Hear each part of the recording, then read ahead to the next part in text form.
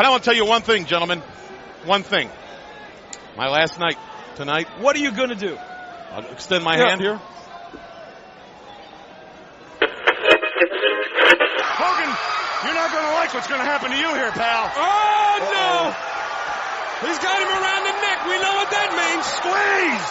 Drop out of that choke slam. Drop out of it.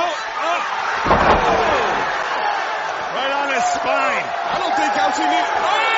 Behind you! That's what I was just fixing to say. Behind you! Giant! Oh, yeah. This is Hulk Hogan. Looking forward on the Nature Boy, Ric Flair, to an unconscious giant. He's going to try and cripple the man. And it's stayed on. Look at this. He wakes up. Oh. Never, ever in our years in WCW has anybody sprung out of the figure four. We got a new champion. There's a new champion.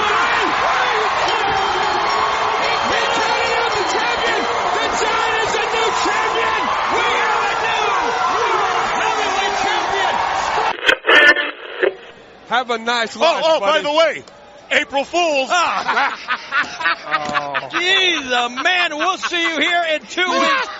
WCW Nitro on TNT. Hogan, Booty Man, the Booty Babe. Mixed tag. That wasn't that funny, Heenan. Everybody. Everybody in the whole We'll country. see you in 2 weeks. Na na na na na na na na na na na na na na na na na na. Lie-daddy-daddy, we like to party. Lie-daddy-daddy, we like to party. Lie-daddy-daddy, we like to party. You gotta get up to get down. 1, 2, 3, 4, 5, 6, 7. Rock it like hell, make it sound like heaven. 7, 6, 5, 4, 3, 2, 1. Come on, everybody, let's have some fun. Hello, my name is Bob Bamber. Welcome to the Wrestling 20 Years Ago podcast, going back in the time machine to April of 1996 with Volume 2 of this month's show. Volume 1 is your WWF show looking at In Your House 7. Volume 3 is all your ECW action. I'll be joined here in Volume 2 looking at WCW by Chris White. Chris, good evening. Good evening, Bob. Chris, kick us off with the news. The Giant is the new WCW World Heavyweight Champion, having pinned Ric Flair in the main event of the April 29th Nitro that was taped the week prior. The switch marks the Giant's second title reign and the 6th change in 7 months since he won the title off of Hulk Hogan last October. Despite reports that even stuff taped for TV turning Giant babyface, those plans have been shelved. Speaking of Hogan, his future seems a little unclear as he will seemingly be taking time off until August. Original plans call for Hogan to do a stretcher job on the April 15th Nitro after being laid out by the Giant, but as you probably know by now, things didn't go as originally planned. Instead, having made the decision on a whim seemingly quite late on, Hogan no-sold the attack of the Giant and the team of Taskmaster and Arn Anderson. It said that plans for Hogan call for him to work opposite either Kevin Nash or Scott Hall before leading into a program with the Giant. He's also slated to face Randy Savage at Halloween Havoc. We'll have more info on all of this towards the back end of the show. Brian Pillman was involved in a serious car accident on the 19th of April, having rolled his car and subsequently been ejected from it. While it's said his most significant injury will end up being his ankle, which was crushed, medics who found him did think he had lost so much blood that he may not make it. He has since had surgery to repair a broken nose and a fractured cheekbone, including having 4 steel plates put in his face. Police told Pillman that had he been wearing his seatbelt, he may well have ended up being crushed inside the car. We will have a full report on this later, but it is said that injury shouldn't be serious enough to threaten his wrestling career. Eric Bischoff did some interviews this month, throwing some doubt over WCW's reported signings. On signing Razor Ramon and Diesel, Bischoff said, "I'm not sure they are going to WCW. It's more than up in the air." Bischoff also said that Vince McMahon is trying to create this alternative reality where Ted Turner uses billions of dollars to beat up poor little McMahon. He said, quote, "I don't think Vince McMahon's name flashes through Ted Turner's mind more than once or twice a year." On allegedly trying to sign the 1-2-3 Kid, Bischoff said, "Someone told me the other day that I'd offered him $500,000. I'd never even offered him a beer." In other news, there is talk of Ted Dibiase coming to WCW once his WWF contract expires. They apparently want to call him Zillionaire Ted. there are talks of Nitro going to 2 hours every Monday night, with the idea that a longer show equals higher payments from TNT. And finally, despite all of his misgivings on commentary, Eric Bischoff did wish Brian Pillman the best live on Nitro following the news of his accident. And for the ratings for this month, on April the 1st, the night after WrestleMania, Raw drew a 2.9 against Nitro's 2.8. On April the 8th, with no Nitro airing, Raw drew a massive 4.7 rating, including the return of the Ultimate Warrior. That beats Raw highest rating by a 0.8. On April the 15th, Raw drew a 3.1 to Nitro's 2.8. April the 22nd, Raw did a 3.3 to Nitro's 2.2. Nitro is still doing some strong replay numbers, mind. And April the 29th, which we will be reviewing, we don't have the numbers for yet. We'll report them next month. Also on the ratings front, as of April the 29th and going into May, I don't know when it finishes, Nitro is being moved forward an hour to accommodate NBA. So next month we will have ratings, but they won't exactly be head to head. Anyway, interesting show this month. There is no pay-per-view. So whereas maybe last year we would have just strapped this onto the end of another show, I'm kind of married to the 3 volumes a month format now. So we decided we're going to take a closer look at Nitro. So basically, in the first couple of weeks, or first 2 or 3 weeks of this month, Chris is on the first show that you're about to hear. Then Wayne joins me for the second one. Then we're going to go back a week and review last week's show, and then we'll come back into normal time to review this one that's just happened on the 29th. So yeah, the other side of this this scratch noise, we will start reviewing the shows. And it is April the 1st, 1996. We're here to review the first Nitro of the month. Chris, kick us off with the results. The opening match saw Sting and the Giant ending via countout after Lex Luger ran in. In the second match, we had the Road Warriors, the Steiner Brothers, and the Nasty Boys in a triangle tag team match with the Steiner Brothers picking up the win. We had Hulk Hogan and the Booty Man taking on Arn Anderson and Kevin Sullivan, picking up the victory. And in the main event, we had world champion Ric Flair defending his title against Lex Luger, where he picked up the victory to retain his title. Chris, what did you think of this show? Going up against the first Nitro, first Raw, the night after WrestleMania, what did you think? I mean, it wasn't a terrible show, but considering that it was the night after WrestleMania, I thought having 4 matches that ended in 4 cheap, dodgy finishes, and that was the whole show. If I had tuned into Nitro, I would have turned off halfway through, knowing that the post-WrestleMania Raw was on, and there was probably going to be a few big angles on that, and knowing what had happened with Shawn Michaels and things like that, and he was going to be on Raw, there wasn't anything to keep me watching the show when you consider some of the cheap finishes we got to all of the matches on it. How did it compare to Raw? Generally, I enjoyed Raw more, but I think that's partly to do with just because of the fresh talent that was on Raw. The debut of Mankind was obviously like a big deal, and having seen a bit of ECW and listened to a lot of you guys reviewing ECW monthly, it was exciting to see that character debut and to see what direction they're going to take him in. So as a purely sort of, as a fan, to see that, whether it was well executed or not, is a whole other topic. But it's something I'm more interested in seeing than Hulk Hogan and the Booty Man taking on the Taskmaster and Arn Anderson. So generally I preferred Raw, and even if some of the, Raw had its negatives as well, I don't think Shawn Michaels was used particularly well. I don't think that was the strongest promo in the middle of the show. But I would have tuned in to see that over what was on Nitro on this particular evening. Yeah, I mean, you kind of, for once, and this is probably a rare time where Raw probably has a bit more going for it in this particular week, in the sense that we are, I think, 6 weeks away from the next WCW pay-per-view. Part of the reason we're reviewing Nitro in so much detail this month, there's no show. And so, they've got big matches, but it's not really going anywhere. And Raw and, we're we're not going to do this with every show of the month. I think it was just more pertinent because, Nitro was such a, I think one of the noteworthy things about this Nitro show, you look at the card, this is a stacked deck. This could, within reason, be like the final 4 matches on any WCW pay-per-view. Sting and the Giant, we got Luger and Flair, we got Hogan in a tag match, admittedly, and then we've got 3 of their biggest tag teams. There was nobody really missing from this Nitro show. But I agree in the sense that I just had the feeling that Raw, they had a lot more to do, whereas with Nitro it was more, we got to fill a week of TV, we're going up against a strong show, so we have to throw a lot out there. That being said, I mean, you are completely right about the finishes, and we'll kind of each one as we cover each match. If you're watching Nitro at this point, there's only so much you can criticise the finishes, because if it bothers you that much, you probably ain't watching the show. I can't remember the last Nitro main event that ended in a clean finish. It just is what it is. It did get a bit beyond parody though with that second tag match. But anyway, we start off the show with Sting and the Giant in the ring. Chris, no introduction, no video package, no Nitro with the fireworks and stuff. If you tune into Nitro thinking, let's see what they've got for, 60, 90 seconds while Raw goes through its preamble, I would say the show going in with a cold open and seeing Sting and Giant in the ring would be a reason to stick around.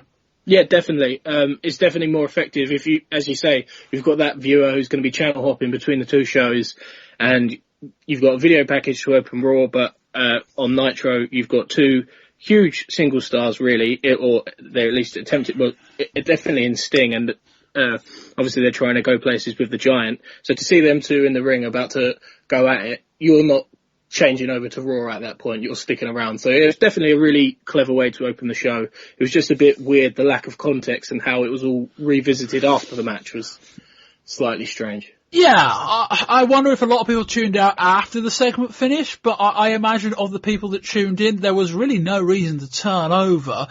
Sting spits in the face of the Giant and then starts unloading on him, chopping him down to size. We've got a ref and Jimmy Hart at ringside, so I guess we've got a match, and we open with Sting versus the Giant with Jimmy Hart. Sting goes for running crossbody, but Giant just blocks him and dumps him on the outside. Giant goes for a chokeslam on the apron. Sting goes up with him, but just kicks him to the outside. When Giant gets his senses back, Lex Luger's appeared in the ring, and Giant ends up getting counted out, I think. Giant walks to the back and says Sting is only alive because Lex was there. And yeah, Chris, I guess this is the negative. You kind of watch the match and it fizzles into nothing. I still didn't mind this opening segment though. I don't know that you want a Giant match that's going too long, because one of them is going to have to do a lot of selling and one of them's going to have to be on the offense. And I don't think Giant's particularly brilliant in either spot. But I like what they're doing enough with Lugo where I give this segment a pass. Yeah, I agree. I think my enjoyment of it might have been enhanced had I watched a few Nitros in the build up to it, because I know from listening to this show, like I haven't watched WCW in a while. I don't think I've done it for a number of months, but it's the way Luger seems to be flipping between sort of, is he Sting's friend, is he not, and that ongoing process, and between the heel face dynamic of all of it and whatnot.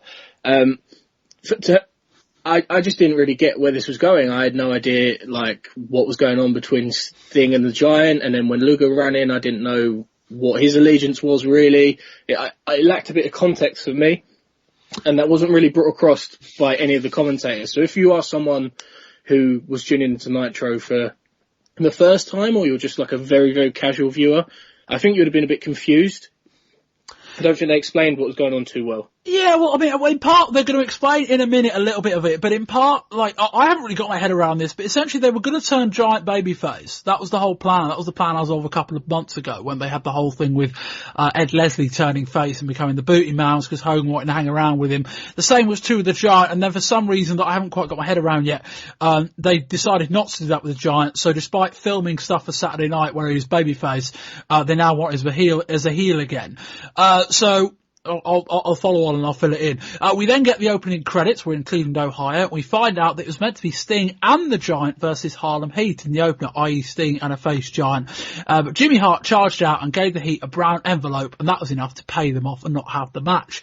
And as I put in my notes, it seemed like all this would attempt to turn the Giant heel again after aborting his babyface turn. I will hopefully have an answer for that when we record the review of the show in a couple of weeks' time that you're going to hear in about 15 minutes.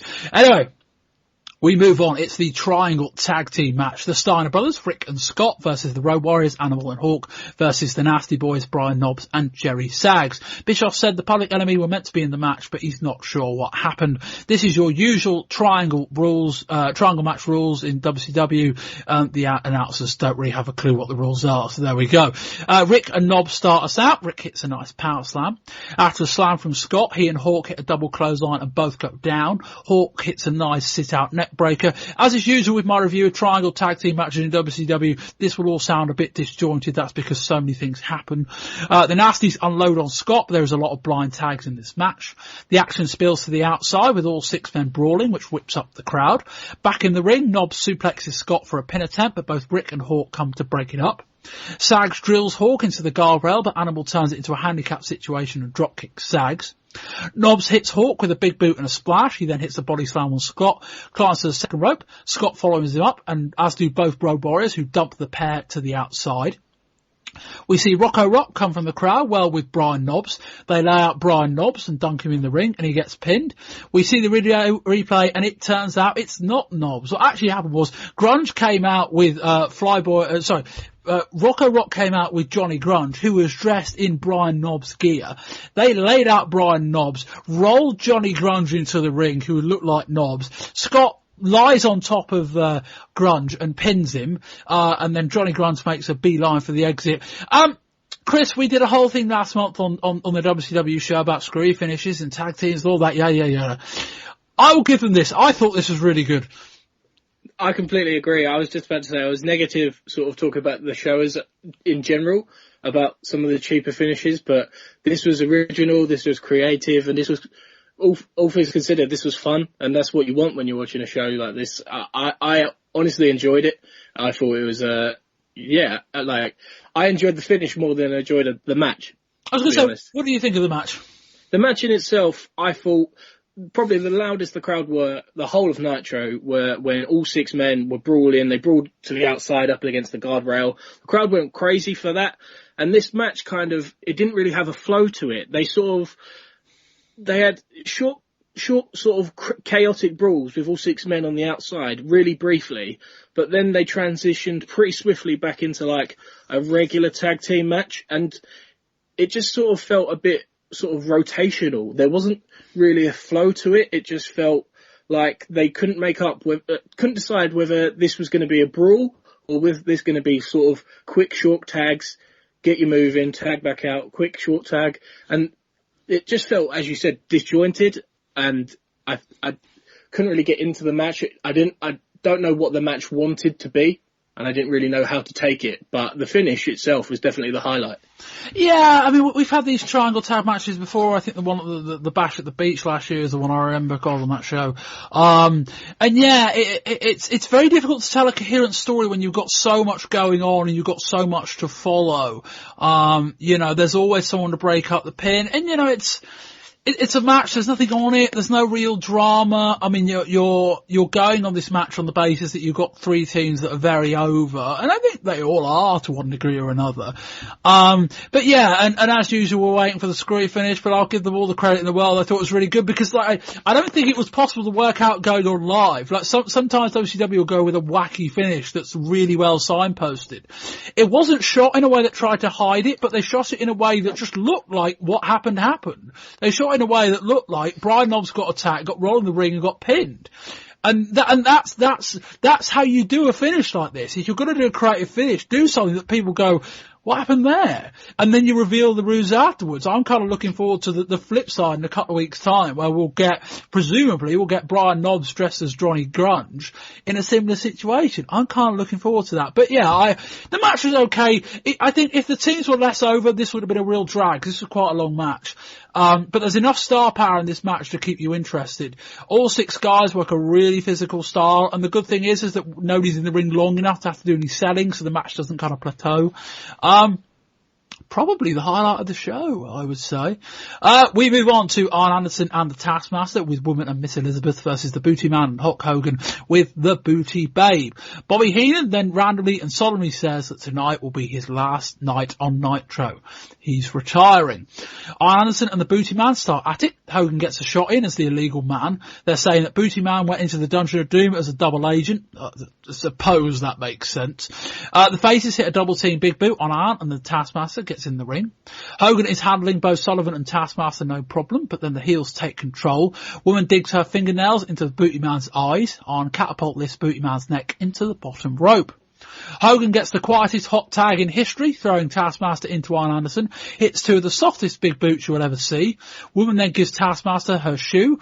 Booty Babe gives Booty Man another shoe, who gives it to Hogan.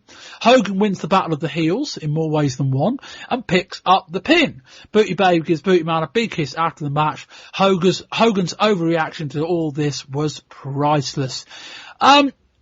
Chris, when WWF are ragging on you for using high-heeled shoes in match finishes as they were on the Geriatric Control Center last month on Raw, probably a good time to go, you know what, let's find a different finish. And they just went all in. I mean, I just didn't enjoy this in any way. I didn't enjoy the match. I didn't enjoy the finish. I didn't enjoy the in-ring work. I didn't enjoy the promo afterwards. I really would struggle to find positives about this match. Even sort of from a logical sense, I mean, I've heard this complaint a number of times, but Hogan just wrestles like a heel, and he either gets silence or mild boos, and it's just so stale, That hot tag, man. I mean, that hot tag. They tagged and there was nothing.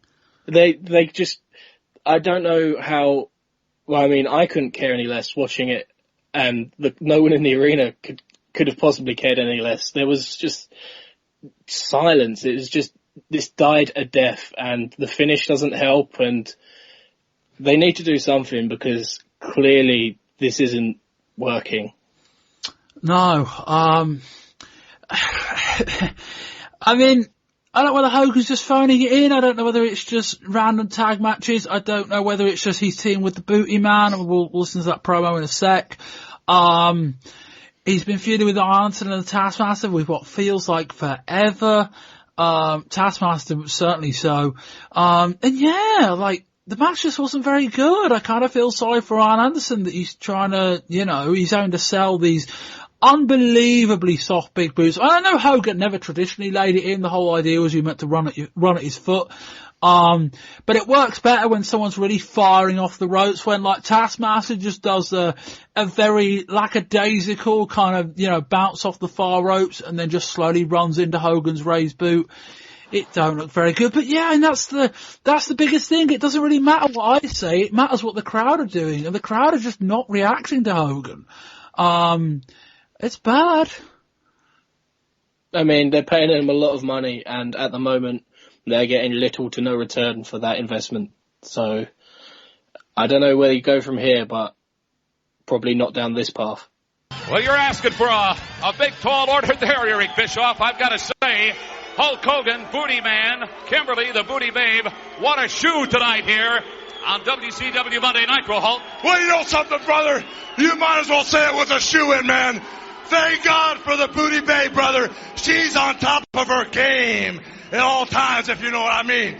As Kevin Sullivan, as Arn Anderson dropped to their knees, they said, please, Mr. Booty, don't beat us up. Please, Mr. Hogan, give us a break. We had him right where we wanted him, brother. But by hook or by crook, every time we come out here, those guys seem to get the last laugh, brother. All right. You know something? I'm tired of this, what's been going on here, and you're right. They're always getting the last laugh in on us. They're always getting the last word. But I got something I've had on the back burner, and it's going to turn the tables. It's going to give us a little satisfaction, if you know what I mean, brother. You just got to be my partner on next Monday Nitro. Trust me, man. Just be my partner. Hold on a second, brother. You know, I've been in strap matches, world title matches, steel cage matches, doomsday matches, and you're telling me that you've got something up your sleeve that will let us get the last laugh, brother? That's exactly right, brother. You just gotta trust me. I can't give it away out here right now. That'd be too easy. But you just trust me. Wait a minute, Booty Man. What in the world are you talking about? What kind of a man? I can't tell you right now, but I ain't gonna show our down card yet. But it's gonna put the shoe on the other foot. It's gonna finally give us the upper hand and give us a little satisfaction. Well, you know something, brother? If you're telling me that you're gonna figure something out where we can, let's say, kick their booty, brother, and you, me, and the booty babe Kimberly get the last laugh, we're throwing it out right now. Because as they were kicking your brains in, not only was Double A laughing, not only was the Taskmaster laughing, but the girls, brother, Woman and Liz was laughing too, brother. So you guys, if you want to get the last laugh, if you think you can, come on down because the Booty Man's got the plan. What's it all about? We'll kick their cans! I don't know if that's an April Fool's deal We'll take them on next Monday, me. Well, it'll have to be a week from Monday. Eric Bischoff, let's get back to you. We get a post-match beatdown of the faces, but we're on the replay, so we don't see any of it. Hogan, in a post-match interview, says Booty Babe is on top of her game, if you know what he means. Booty Man, who's been a babyface for all of about 5 weeks, says he's already tired of all of this. Booty Man says he's got a plan, but he can't give it away. He's got a stipulation for the next Nitro. Hogan says, we'll get them next Monday, and Oakland quickly corrects him as there's no Nitro next week. Chris, you mentioned it, but yeah, this promo, I don't know. Ed Leslie's just awful. We said it before. We said it last month. And yeah, it's like, what, we're going to see this match again next week? I mean, I don't know what, in 2 weeks' time, I don't know what his plan is, but it's more that I don't care. I didn't care about it this week, and in 2 weeks' time, I'm not going to care about it any more than I already do. There's nothing about this promo that sells me on having to see these 4 guys in a tag match in the middle of Nitro again. There's no angle or stipulation that could possibly increase my interest at this stage.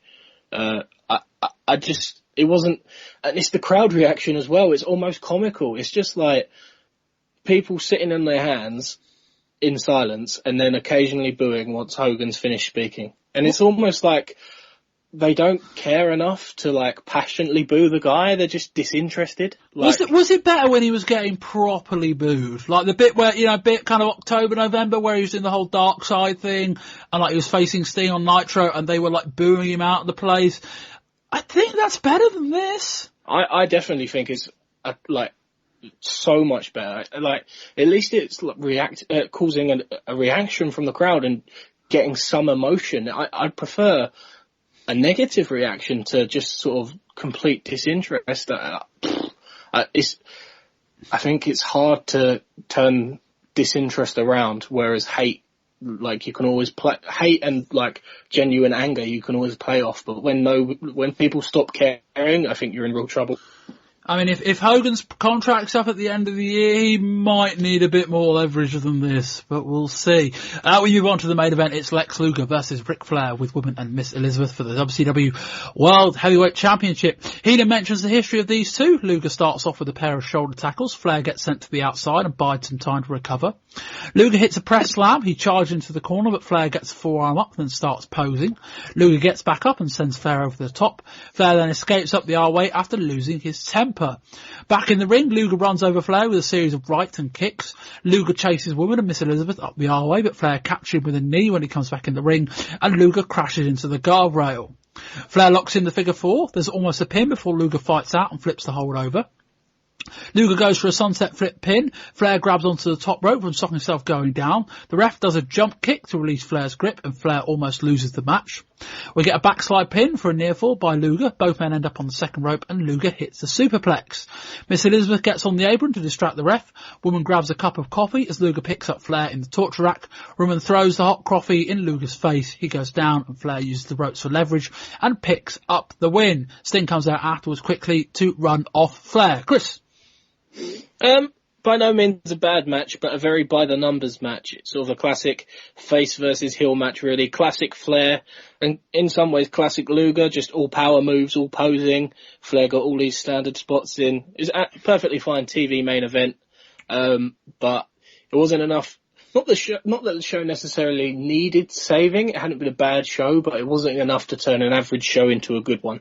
It was fine, but no better. Yeah, I mean, I thought, we talk about Hogan's lack of reaction. The crowd were into this match enough. So it's not like Hogan couldn't necessarily, plead the fifth and just say, it was a quiet crowd.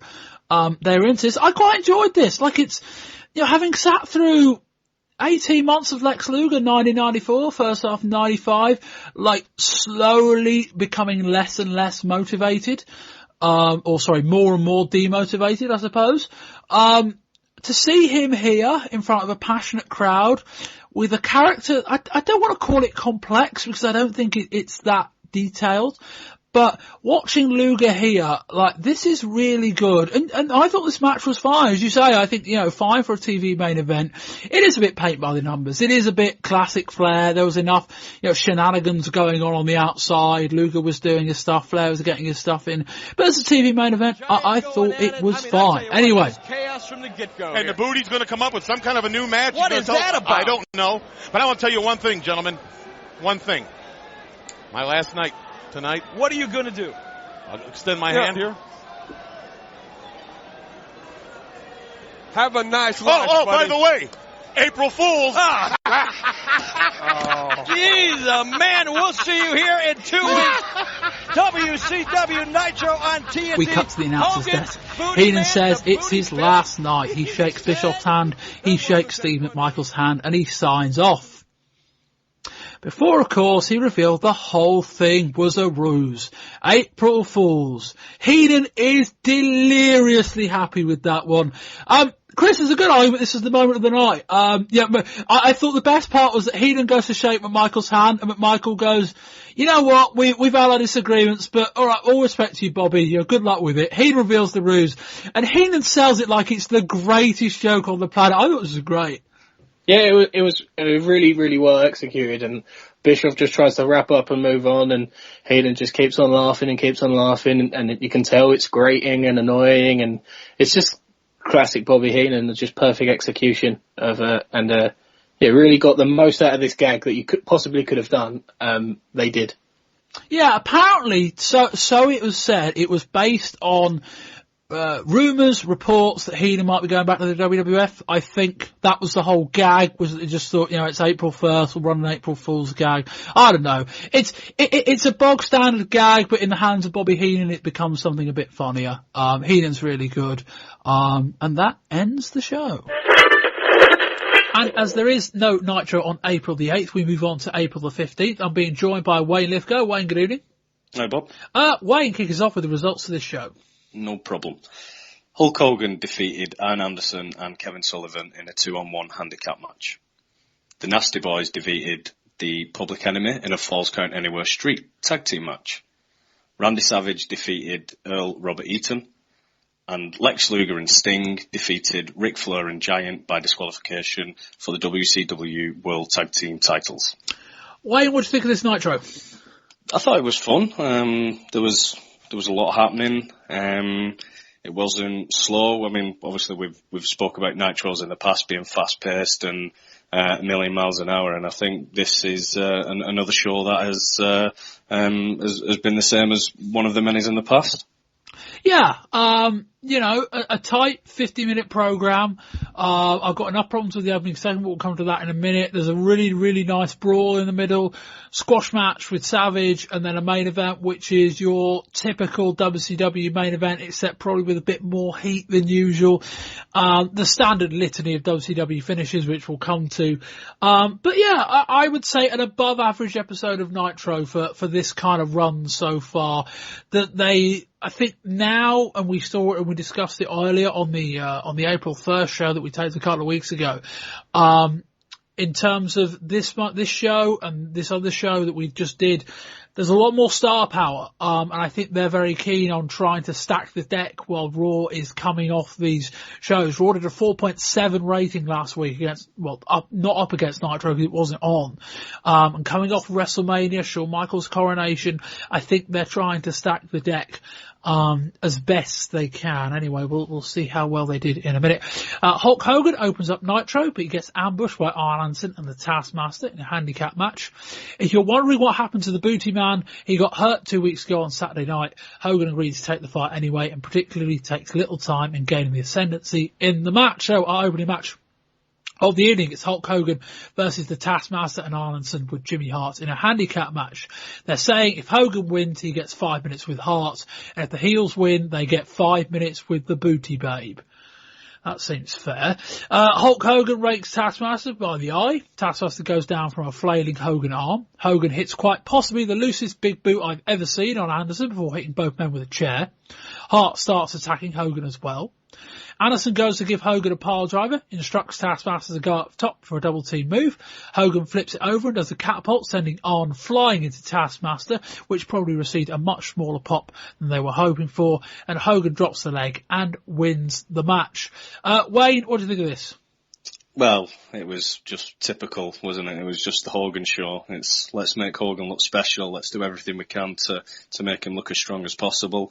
There was no other way that this was no other outcome of this. I mean, we saw Hogan, who was originally meant to be going against 4 members of the Dungeon of Doom in the main event of Uncensored, and obviously that got changed last minute. But if he's going to be going against 4 men there, and he's against 2 men here, then I couldn't see any other way that this match was going to finish. But the one thing I would say about it is, Dell mentioned last month when speaking about Hunter Hearst Helms' pedigree, they've done all this effort of putting certain moves over, and we've the choke slam that the Giant does on Hogan, and then Hogan to just flip straight back up. I mean, wait, you're blowing my spot here, Wayne. We're about to come to that, but we'll carry on. I mean, the whole thing with the stipulation. We'll come to the bit in a minute, but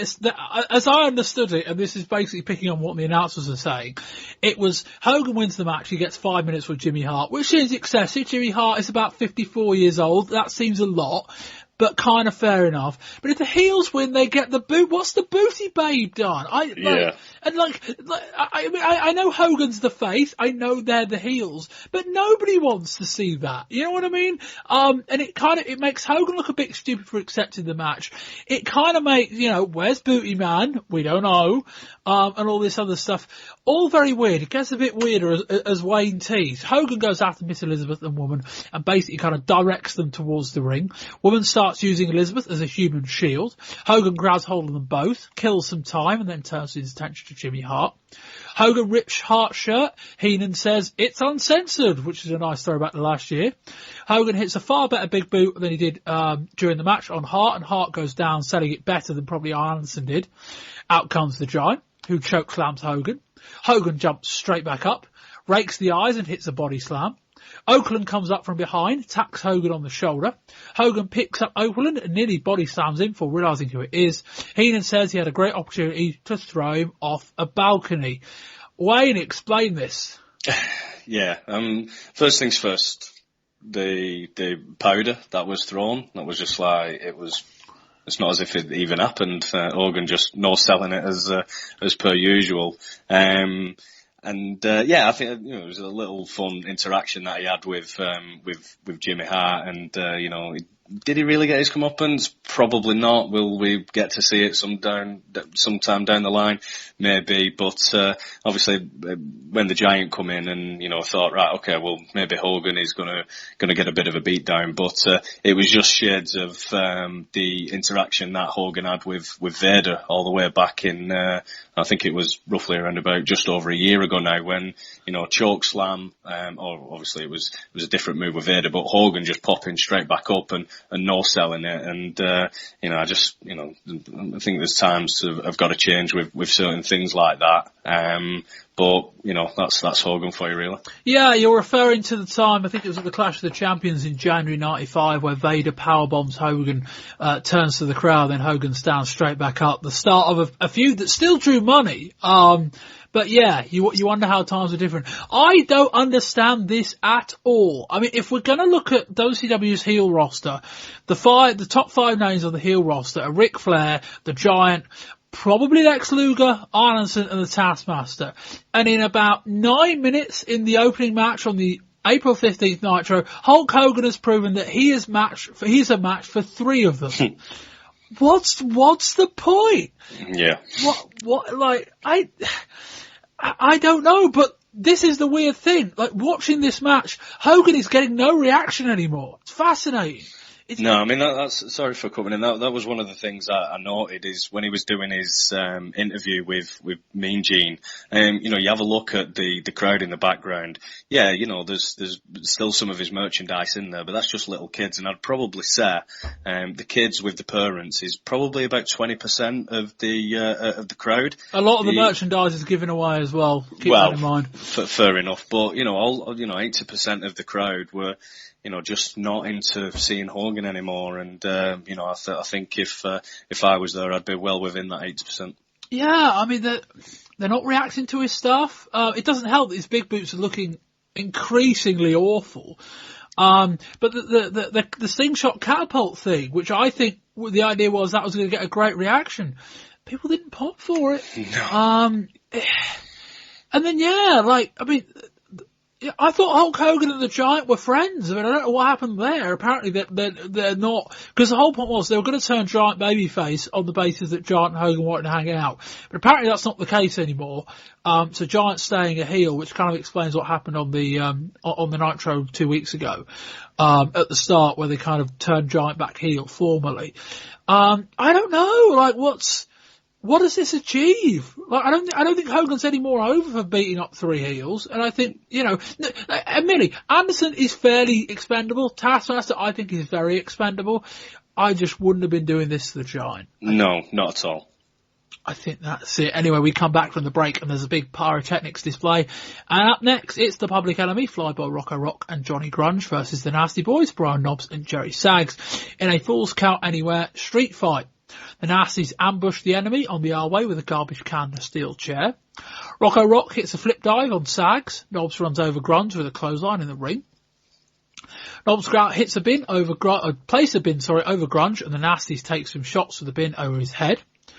Knobbs comes off the apron but gets hit multiple bin shots from Grunge. All 4 men are now on the outside, which is a good thing as the ring is full of rubbish.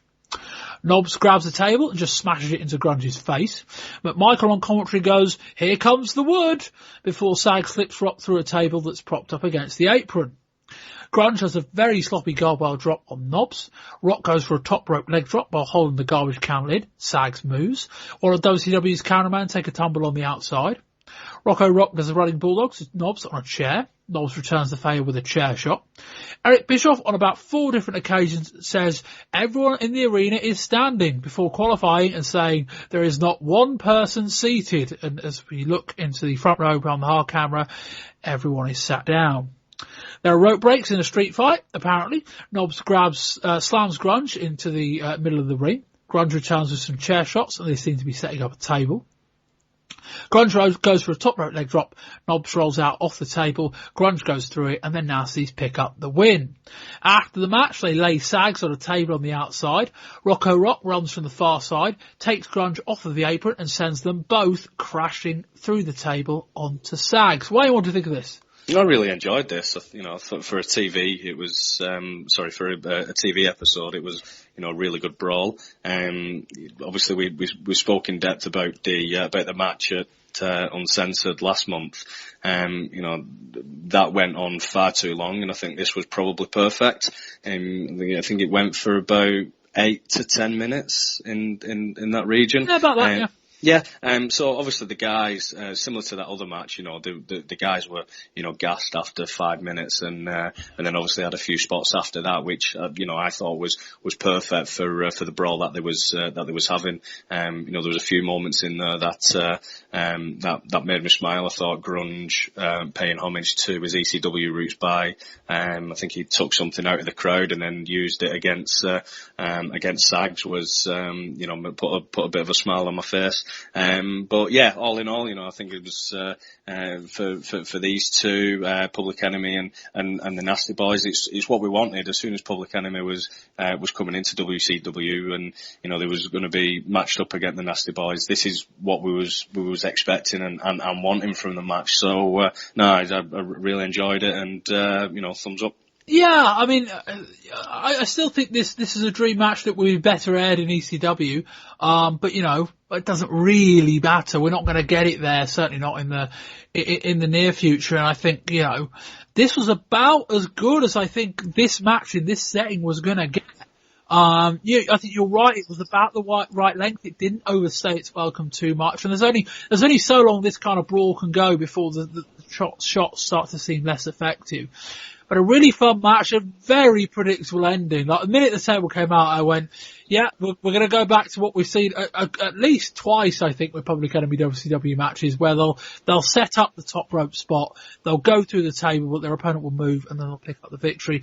But I did like the bit after the match. I did like it. If I didn't describe it correctly, essentially, Rocco Rock drove Grunge and himself through Jerry Sags through the table, and Sags kind of did a lot of selling afterwards. Very effective. I thought it's one of those things where I don't think you need to have a lot of context if you're in attendance or if you're watching at home just to enjoy this kind of match. I think if you did it too often, it'll probably lose its effect. I'm seeing that in ECW right now. But Brian, you used this sparingly enough. This is a kind of thing. Bischoff wasn't really lying. He was a bit, but he wasn't really lying when he said that most of the arena were on their feet. They were, because things are happening. I need to be stood up because I need to be able to see what's going on. That's a good thing. And I like this match. Anyway, we move on to Earl Robert Eaton with Cheese against Randy Savage. Savage starts out the match at a pace. We've got Fred Flintstone in the audience. Eaton goes for a figure four, then even pulls out a Four Horsemen t-shirt. The story behind it is that Eaton is essentially angering Savage by reminding him of Flair. Allison goes after Cheese, then backdrops Eaton on the ramp off the distraction. Savage hits a body slam, then a top rope elbow drop, and that will do that. After the match, Savage goes for a second elbow drop. Some lower card faces, including Alex Wright and Jim Duggan, come out and try and stop him, but Savage jumps through them and hits another elbow. They end the segment with Savage getting handcuffed by Doug Dillinger. Wayne. Yeah, and again, another fun little match really. It was, nothing special. It was what it was. It was a squash match, but, it was there to put the storyline over of Elizabeth and obviously spending Savage's money, etc., which they banged on about for the whole of the match. But the match itself was good. It was, it was all action. There was a lot going on within the 3-4 minutes that it was going on. One thing I didn't understand though was Eaton trying to get Savage mad. It was, I just don't understand the concepts of trying to get your opponent as mad as hell to. I mean, the logic is that you can throw the wrestling story is you can throw them off their game. I think that's the idea. If you get them angry, they'll make mistakes. That's the logic. Well, it didn't work though, did it? Yeah, you're right, but that's the story, and it makes enough sense where I'll let them off. I think is what I would say on that. Yeah, you're right though. It's a short match. I thought the bit with Eaton angering Savage, even it didn't make a ton of sense from Eaton's point of view, in terms of storytelling point of view, in terms of getting the Savage and Flair feud over without them interacting. We haven't seen much of Savage and Flair interact recently, which I think is quite a good idea. Savage getting angry. What do you think about the bit after the match with Savage hitting the second rope elbow drop and then getting handcuffed? I again, not the most bulletproof story, but I think if you're willing to overlook a couple of inconsistencies, I like the idea that Savage got so angry after the match that he ended up getting handcuffed by Dillinger. That I think that's something different. Yeah, I think they said at the start of the show, I think it was Eric Bischoff that was saying that that Savage is, a bit of a lunatic. He's coming in, he's raging, etc. And this was there to, especially the ending was there to just put that over even more. And we're probably going to get to the point where Savage is just going to keep getting, as mad as hell and raged as much as he can, to the point where he does eventually get his hands on Flair. And I think that's what we're building to. And we move on to the main event. It's Ric Flair and the Giant with Woman and Miss Elizabeth against Sting and Lex Luger. Ric Flair has a chat with Steve McMichael's wife on the R-Way. McMichael isn't happy. And for those keeping colour charts on Sting's hair, it's now very much brown. Sting's howl gets a great reaction. He then hits a press slam on Flair, then knocks Giant off the apron and throws Flair into Giant. Giant responds by throwing Flair straight back into danger. Luger tags in, throws Flair into Giant. Giant catches him this time and again sends him straight back into things. Flair legs it and the Giant goes after him as we go to commercial. We're back in the ring after the break. The heels are in control. Giant hits a suplex on Luger. Flair then drops a knee. Luger is playing the babyface in peril. Flair locks in the figure four, using Woman for leverage at ringside. Luger eventually starts to rally in front of a hot crowd. Flair goes to the top and Luger throws him up. Luger finally gets the tag, but Sting unloads on Flair, hitting a superplex off the top and locking in a Scorpion Deathlock. Woman climbs on the apron. Luger ducks the coffee shot, but it catches Sting in the eyes. The ref calls for a DQ. After the match, Giant hits 2 choke slams. Both men stay down, which makes the earlier segment with Hogan look a bit stupid. And we end the show with Eric Bischoff managing to handcuff Bobby Heenan. Another really good Heenan ending after a fortnight ago. Wayne, start with the match. What do you think of that? Yeah, no, it was again another good match for a TV show. It was good interaction between the four of them. I did wonder.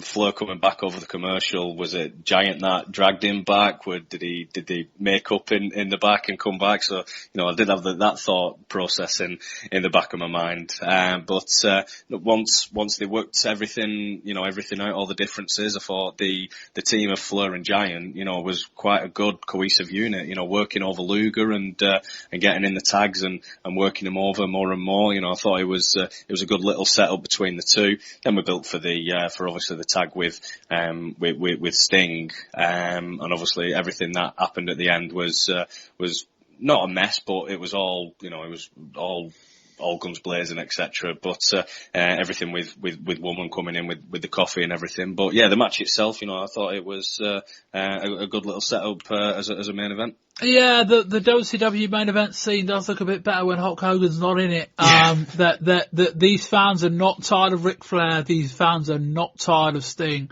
They're not tired of Luger as well. I was quite surprised. I know we made reference to it before in the past when they had the triangle match, but Luger was getting cheered quite a lot in there, which is only good for him, I suppose. I think this is one of the biggest babyface reactions we've seen Luger get since we started this project. He's had some babyface reaction in those early days in the WWF.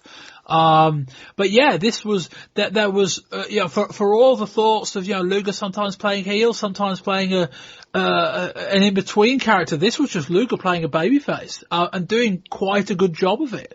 The crowd were into all four guys. I like the kind of sequence at the start with Flair keep getting thrown to Giant and Giant throwing him back in the ring. I thought that was good. The middle of the match with Luger playing the babyface in peril, and then the ending with Sting running riot and the predictable, if not horrendous finish. But Wayne, we come on to Giant, who at the beginning of the show chokeslammed Hulk Hogan, and Hulk Hogan shot straight back up. Now, admittedly, these two had a long match. Sting had some coffee in his eyes, so had some other issues. But Giant chokeslams them both, and they both stay on the deck. Talk about a lack of continuity. Yes, very much so. If they did one thing, they probably put the choke slam back over again. But, it was probably too late by then because, like pretty much everything that he's involved in, Hogan's just spoiled it again because he just likes to put himself over. Yeah, I go back to what I said before. I don't understand the mantra that Hulk Hogan says that he needs to kill everyone who's around. It's like, no, you need to build up the guys around you, because then you can draw some money. Yeah. And if WCW are making money, Hulk, you're making money. That's the thing I can't work out. If anything, it pays for Hogan to keep the guys like Giant as strong as possible. He can keep slaying them. I mean, that at least makes sense. It's a bit predictable, but you keep your opponent strong, you earn more money. I don't know. And then I don't know if you caught the April Fool's joke 2 weeks ago, Wayne, but Heenan, who continues to be a riot, it was a bit convoluted, but I'll give him a pass. I thought it was a really funny ending to the show. Yeah, I thought there was. I don't know if it was a bit tongue in cheek, in all honesty, with everything that WWF has been going on about the handcuffs and that. But I didn't know whether that was tied in with it. But yeah, it was. You know, you're always going to get a lot of laughs out of Heenan. A whole lot of action coming your way. Like I said, we are live. Public Enemy coming up. Let's get down to the ring. And I'll tell you what, as I said, we are live. We are not like the World Whining Federation, which is a tape can show. Happened a couple of weeks ago. Let me save you some time and put your remote control down. The RuPaul impersonator, the transvestite Goldust, defeats Savio Vega, regains the Intercontinental title, Yawn. Mankind defeats Aldo Montoya, Bigger Yawn, and Vader defeats Fatu. Oh boy. But we are live, anything can happen, and it may happen tonight in the main event. And I'm being rejoined on the show now by Chris. Chris, kick us off with the April 22nd Nitro results. Yeah, for the 22nd of April, we had the American males defeating the Public Enemy by disqualification. Chris Benoit defeated Eddie Guerrero. Jim Duggan defeated Meng.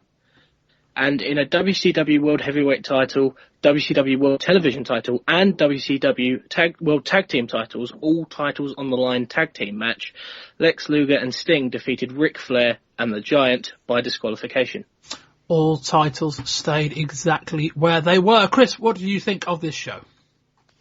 I didn't think it was a terrible show, but by no means a great one either. I enjoyed the opening match. I enjoyed the Benoit and Guerrero match, and the main event was perfectly fine, but it was the finish, and we talk about it so often on WCW shows, but the finish of the main event, the coffee in the face, and then that being followed by quite a hilarious promo by the Giant, which I don't know how anyone could have heard the line, that coffee burned and it lit a fire inside of me, and just not like burst out laughing. I don't know how anyone could take that serious. But the match itself was really fun up until the finish, and Ric Flair's promo to end the show and then running off was great. So probably, all things considered, say like an average show really. Nothing terrible on it, but by no means nothing great either. Yeah, it'll be interesting to see. I mean, we know what's coming up next week because it was taped, the same night as this show. We haven't seen it yet, but it'll be interesting to see. We kind of got to compare this show and the next one on the basis they were taped on the same night. And based on what happened in the second set of results, it'll be interesting to see how it comes across. But yeah, I'd say this show looks flatter than the other one, but will be interesting to see. I mean, the April 29th show does come off the back of the night after In Your House 7, so maybe they thought, we've got two shows, let's stack the deck a bit in favour of the second one. But we'll see. Anyway, Eric Bischoff starts the show by explaining that we're going to get a tag match tonight where 3 titles will be on the line. This is basically the WWF gimmick from In Your House last September. Sting and Lex Luger versus Flair and the Giant. It's like the gimmick, so it's a bit more complicated. Apparently Giant, despite being on Flair's team, could still win the title. Or someone said that. Chris, did someone say that at some point? I didn't mishear that. No, someone definitely said that. If he wanted to pin his own partner, he could leave world champion. Yeah, that definitely was said, but whatever. Anyway, we then get Bischoff saying, don't watch the World Widening Federation, before saying, quote, the transvestite Goldust defeats Savio Vega, regains the Intercontinental title, Yawn, Mankind defeats Aldo Montoya, Bigger Yawn, and Vader defeats Fatu. Oh boy. There we go. Slightly ironic, given that next week it's going to be WCW being pre-taped, but oh well, all is fair in love and war, I guess. We open up with the Public Enemy, Fireball Rocco Rock and Johnny Grunge versus the American Males, Marcus Bagwell and Scotty Riggs. Bagwell starts with a flying crossbody from the top, both members of the Enemy. He then does a slingshot crossbody onto Rocco Rock on the outside. Riggs does it to Grunge, and the Males get the crowd clapping along to their theme song. Eric Bischoff then takes some time to wish Brian Pillman all the best after his car accident. I thought that was quite nice. The Males drop kick Rocco Rock. Rock hits a moonsault from the second rope, and the Enemy close in on Bagwell. The Enemy do a double team body drop on Bagwell, who sells some pain. This match is quite the improvement on these two when they faced each other a couple of months ago. Rocco Rock goes for a senton from the top, but Bagwell moves. Riggs gets the hot tag and unloads on both of them, laying out Grunge with a flying forearm. Rock sends Bagwell flying over the top. The Enemy then send Riggs over the top rope, and the referee calls for the disqualification. Of course he does. After the match, they set Riggs on the table on the outside. Rocco Rock does a flip dive and sends him and Grunge flying through Riggs on the table. I quite like this double team move. We then get the Pet Boys Power Pin of the Week. The Power Pin of the Week this week. An over the top rope disqualification. Chris, your thoughts on all this? The match itself I thought was perfectly fine until the finish. It's actually the first time I've seen this rule enforced by WCW. So it's not just a myth. I've actually seen it for myself now. And it's just dreadful, really. They need to get rid of it. Like, it's just a terrible rule. I'd actually be less offended by them just ignoring that it's one of their rules and just letting this go, because it's such a dull finish to a match. And I thought Public Enemy did a really good job. Like, I don't know if the American Males had it in them really to be able to match the Public Enemy's brawling style. So Public Enemy toned it down a bit, and they did a really good job of having a more traditional tag team match with a bit more of a formula based around cutting off the ring and preventing the tag. And I thought it built really nicely, and the crowd were pretty hot for this at the start. And then the finish just killed it all for me. So it was an absolutely fine match, and then the finish was horrible. But as you say, the table spot at the end with the dive, the double team move was absolutely stellar, really enjoyable. But the match itself, missable. It wasn't a great way to start the show with that finish. No, I think it was January. I think it may have been Public Enemy's first match actually in WCW against the American Males on Nitro. That weren't very good. I think it was a mishmash of styles, and I think, Chris, you're right in the sense that it's not like they meshed brilliantly well in this. I just think they were both more willing to accommodate the other style, and it came across a bit better. It was, dare I say, a much more traditional wrestling match in the sense that it was just, let's build up, Bagwell as the babyface in peril, Riggs gets the hot tag, and I don't know. I said my piece on the over the top rope thing. I mean, it happened later in this show, I think. It feels like it anyway. It may have been what was taped afterwards. Just trying to think if I'm confusing what we're in the spoilers. But yeah, either or, it's the slapdash. It's basically wrestlers can throw each other over the top rope unless we need a screwy finish, in which case we'll pull it out the hat. All a bit weird. I mean, I don't know. Anyway, and Pet Boys Power Pin of the Week. I mean, I remember when they first started doing that a couple of months ago, I remember thinking, great, we're definitely going to get one pin a month or one pin a week. I was so wrong about that. We get an interview or a promo package even for the May edition of WCW magazine. What are the hooks is, and is there a plot to end Hulkamania? Yes, there is perpetually a plot to end Hulkamania. Buy WCW magazine for May, folks. Up next, they're announcing tag matches for the Lethal Lottery at Slamboree next month. I've got in my notes. Hugh Morris and Meng will be facing Bobby Walker and Meng's tag partner Barbarian. Stevie Ray and Big Bubba will be facing Scott Norton and Ice Train. The Woman with Gene on the R-Way then attempt to shuffle a deck of A5 sized cards, which didn't go very well. They're actually envelopes anyway. And of course, in no convenience at all, the first two names drawn from the envelopes are Ric Flair and Randy Savage. Of course they are. And they are drawn against Arn Anderson and Eddie Guerrero. That will be one of the matches on Slamboree next month. That match actually could be quite a lot of fun. Speaking of Eddie Guerrero, he's up next against Chris Benoit. Benoit clips Guerrero with an open right, then holds up the Horseman sign. Guerrero returns the favour. Then we get a couple of unbelievably whippy arm drags. Benoit rakes the eyes with the ref blindsided. We go into the break and they're basically teasing Savage might be going berserk backstage. No footage, mind. Guerrero hits a lovely head scissors.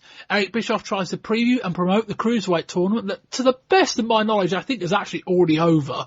The pair exchange rights. Guerrero goes to the top and hits a flying head scissors. Benoit blocks a reverse victory roll, sits down on it, grabs the ropes and picks up the pin for the 3. Chris? Yeah, I mean, we've seen this match before in many forms, both in ECW. WCW have done it before. They know whether they get half an hour, whether they get 6 minutes, they know they're going to get something good. It's going to be tidy, it's going to be polished, and the action's going to be good. And that's what we got here. I mean, they didn't have enough time to put on anything spectacular, didn't have enough time to do anything what we've seen these two men do in the past. But this was a perfectly fine match with some entertaining action in the middle, a few nice moves. Eddie's Hurricanrana from the top rope was excellent. It was just, find it hard to say anything bad about this match, really. It was just way too short to put on anything stellar. It was short but fun. Yeah, a bit of a filler. I'm not even sure it's necessarily longer than the Meng Duggan match that followed. But, you know, you're right. It's a match with not a lot riding on it, not particularly long. Both these guys are technically proficient enough where if you give them 4 minutes, they'll give you a technically clean 4-minute match, even if there's nothing to write home about. And the finish was what it was. See, this is the kind of spot I don't mind, the dodgy finishing. You know, you can't have a 4-match TV show every week between named guys in every match and expect clean finishes left, right and centre. This is the kind of thing that made sense. It's the kind of thing I imagine would probably set up a Saturday night match which will get more time, will probably be a lot better and will probably have the same type of awful ending. But there we are. I don't mind telling you that in the past, the Macho Man has had to been restrained, even cuffed recently by friends of his. Now joining me at this time in an official capacity is a vice president with the World Championship Wrestling Organization, the front office. You hobnob with Matt Lambros and some of those other bigwigs. But my good friend Rob Garner here tonight. Rob, I understand, and hopefully we can get the Macho Man out, but some of these subjects have to be addressed in an official capacity by you and the Championship Committee, and of course all of those here at WC. Speaking of the man, why don't you hold back on the comments? Randy Savage, you have been out of control as of late, and I knew it was just a matter of time before the office, so to speak, would come down on you. You can't continually be a threat to yourself and other people. And Mr. Garner, any words here for the Macho Man? Mr. Savage, we're very concerned with your current actions, both in and outside the ring at WCW. Now, we at WCW and all the fans understand your current situation with Ric Flair. But they're right. That's right. But your actions are totally unacceptable. Really?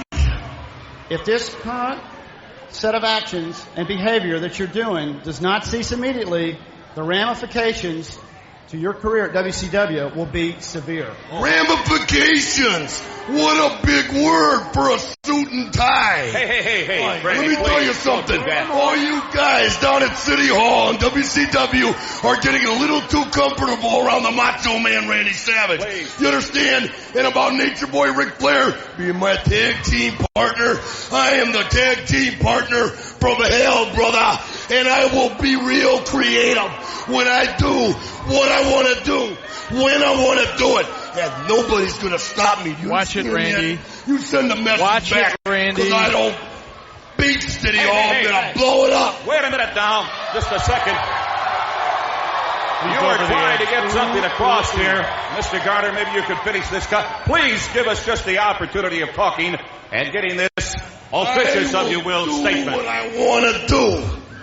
Mr. Savage, if you cannot control your behavior, perhaps you should seek professional help. Oh, really? You're telling me I need a psychiatrist? Well, I think that you need a psychiatrist for standing there like a little stupid person. Yeah. Come on, don't be telling me I need to see a psychiatrist. It's not worth it, Randy. You know what an open hand slap is? Yeah, hey, Randy, wait a second. That is not worth it. We have seen that before, and I never want to see that again. You want to see some excitement? I am going to create and electrify the whole WCW. Randy, don't do it. Tell everybody Randy, what I... please don't do it. Damn it. Thank goodness. Oh, please. All right. Thank goodness. Randy Savage, totally out of control. He should seek some kind of treatment for his behavior. I thank you, Mr. Gunner. I apologize. We've got more action coming up. Don't go away. He's not. I can't believe that. Mean Gene Oakland is joined by WCW Vice President Rob Garner on the R-Way. Savage walks out without music. Garner says WCW are very concerned with Savage's actions. They are unacceptable. Savage calls himself the tag partner from hell and says he's going to get creative. He gets in Garner's face. Garner says Savage needs professional help. Savage calls him a stupid person and then storms to the back. Chris, what do you think of this angrier Randy Savage? I enjoyed it personally. I think having an angry Randy Savage, it seems like, not to say he's not when he's not fired up and angry, but it feels like a motivated Randy Savage. And it's something that's interesting. I mean, we're roughly halfway through this show now, and it's the first thing that's sort of fiery or passionate, or it's noteworthy. It makes you sit up in your seat, like, and take note of it. And whereas the first half of this show could have otherwise passed you by, whereas when Savage comes out in this mood and starts saying what he says and making those threats, and is as angry and impassioned as he was here, you take note. And I think that's like crucial on a TV show like this. Yeah, I think you're right. I think one of the biggest takeaways is that perhaps across the entire show, but certainly across the first half of it, this is the only thing you're likely to remember at the end. Maybe that'll change with the second half of the show. I don't know that it would. And yeah, it's cool to see an edge to Savage's character. It's cool that they're kind of, one thing I really liked about this program, pretty much all months long, based on what we've seen so far and what I've read from the spoilers for next week, is that it seems like they've kept Flair and Savage apart the entire month. And they've still done a really good job building up the rivalry. And it's not something you see all that frequently. Traditionally, WCW programs are X in the ring, Rai runs out, distracts him, whatever, attacks him after the match, etc., etc. They interact, they brawl, they feud. This is a feud built up around two guys that, I mean, not that Nitro really features any backstage stuff, but they're kind of not really insinuating to a lot happening backstage anyway. But I like this kind of dynamic where we're seeing a lot of build on screen, but we're not getting these two guys face to face with each other. I think it'll mean more when it happens. I also suspect it means we probably won't get it at Slamboree. Anyway, we move on. It is Meng versus Hacksaw Jim Duggan. Duggan comes out of the gate hard, sending Meng to the outside twice. Remember when Meng was the killer? I've got in my notes. Duggan doing his usual stuff. They're currently trying to explain the rules of the main event. Apparently, despite being on the same side, Giant can win the title if he pins Flair. They did say it. There we go. Bischoff, on talking about Hogan's absence, says Hogan was really in control here on Nitro just last week. We'll discuss that at the end of the show. That line is true in more ways than one. Duggan headbutts Meng. That went well. Meng locks in a shoulder lock. Duggan smirks and rallies out the hold. Duggan then gets back into the rest hold. Meng misses a couple of splashes. Duggan hits an atomic drop, then a body slam. Duggan gets his 2x4. The ref grabs it as he goes to swing it, and Meng levels Duggan with a big kick. Duggan recovers on the outside, tapes his fist, nails Meng on the apron. Meng goes down, Duggan pings him, and that's enough for that. Chris? This match was an absolute dud. I mean, it was slow, it was plodding. Meng tried to take it up a notch halfway through, unlocks on a nerve hold. Both guys looked bored, the crowd looked bored, I was bored, and then the finish was just a bit strange. He taped his fist and knocks men out with one punch, and that's it. And it all felt pointless, and it took me about 3 seconds after the match had finished to move on from it, and probably, after we finish this review, never think of it. It was completely, it did nothing for me. Yeah, you're right. I wouldn't call myself a big defender of Jim Duggan in the past. I think we've had other guests on that have been perhaps more disappointed, more angry, depending on which, side of whatever Jim Duggan's doing you've been watching. I've been the kind of person that's thought, Duggan's got his strengths. He knows, he's at an age where his act is down. He's got his act down to a T. He knows what he's doing. In 1996, though, does Jim Duggan need to be on my TV anymore? I don't know. I don't know. I don't know that Jim Duggan's bringing all that much to WCW anymore. At a time where they're getting rid of guys, at a time where I think they've got rid of the Shark this month. We didn't mention it in my notes because I believe they've released him for his contract, but he's sticking around on a per date deal, but I haven't got that confirmed yet. But that's kind of happening at the moment. And at a time where they're trying to get rid of guys to try and accommodate contracts like Kevin Nash and Scott Hall, you kind of wonder why actual Jim Duggan's getting paid and what he's bringing back. I don't know. Anyway, Alex Wright and Disco Inferno will face Dirty Dick Slater and Earl Robert Eaton at Slamboree. Gene Okerlund does as he usually does. He chats up the women during the draw. Okerlund makes them shuffle 4 cards, then asks them to be cut for whatever reason, like we're playing a game of Texas Hold'em. Lord Steven Regal and Belfast Bruiser will team up. Okerlund is shocked by this development, showing that he's never watched WCW TV before. They will team up against VK Wall Street and Hacksaw Jim Duggan. Shockingly, another 2 people that were, at least in the last 6 months, feuding as well. Funny how these things work. Eric Bischoff says the C in WCW stands for commitment. Except it doesn't. We move on to the main event. It's Ric Flair and the Giant with Jimmy Hart, Woman and Miss Elizabeth versus Sting and Lex Luger. This is the match stipulation as I understand it. If Ric Flair gets pinned, whoever pins him wins the world title. That includes his teammate, the Giant. If either Flair or the Giant pin Sting, then they will become the WCW World Tag Team Champions. And if either Flair or Giant pin Luger, then whoever pins him becomes the US Champion, and the team of Flair and Giant will become the Tag Champions. Chris, does that sound about right? So, it does, but so was the rule that Giant could pin Flair, but Sting couldn't pin Luger and win his title? Was that? They never could. That's a good point. They definitely never said that. No, they made no mention of it, but it just seems pretty unfair to Ric Flair that, I mean, his team title's up for grabs, but Luger's wouldn't be. I mean, WCW might want to, the rule makers might want to have a think about that one. Yeah, all a bit weird. Anyway, Ric Flair kisses Deborah McMichael, who once again is on the R way. Apparently this happens next week too. I don't understand why. Like, if Steve McMichael really has a problem with this, just don't bring your wife to the show. It's not difficult. And why is she in the same spot every week? I don't know. Anyway. Okay, irrationally angry about WCW storylines. Here we go. Ric Flair gets in the ring, but Savage starts attacking him. Savage gets held back by officials and police who handcuff him and escort him to the back. Flair returns to ringside and flexes in front of Deborah. Giant props Sting in the corner. Sting returns with a pair of drop kicks but gets caught going for a flying something. Sting and Luger send Giant over the top for the outside. No disqualification if you're keeping score. Flair meets the same fate and Luger and Sting celebrate. Flair chops Luger, who like everyone else is these days sells it. Flair takes a big gorilla press slam and Flair unloads with some clotheslines. The crowd are hot for this. Flair climbs to the top, gets thrown off, usual stuff. Sting then hits a big superplex. Sting charged at Flair on the outside. Flair moves, and Sting eats the guardrail. Giant finally gets involved, standing all of his weight on Sting's chest. They cut to ringside. Woman is holding a cup of coffee. I wonder what's going to happen here. Flair does the Flair flip over the corner. Luger hits a scoop slam. Giant puts Luger in a chokehold, setting for a choke slam.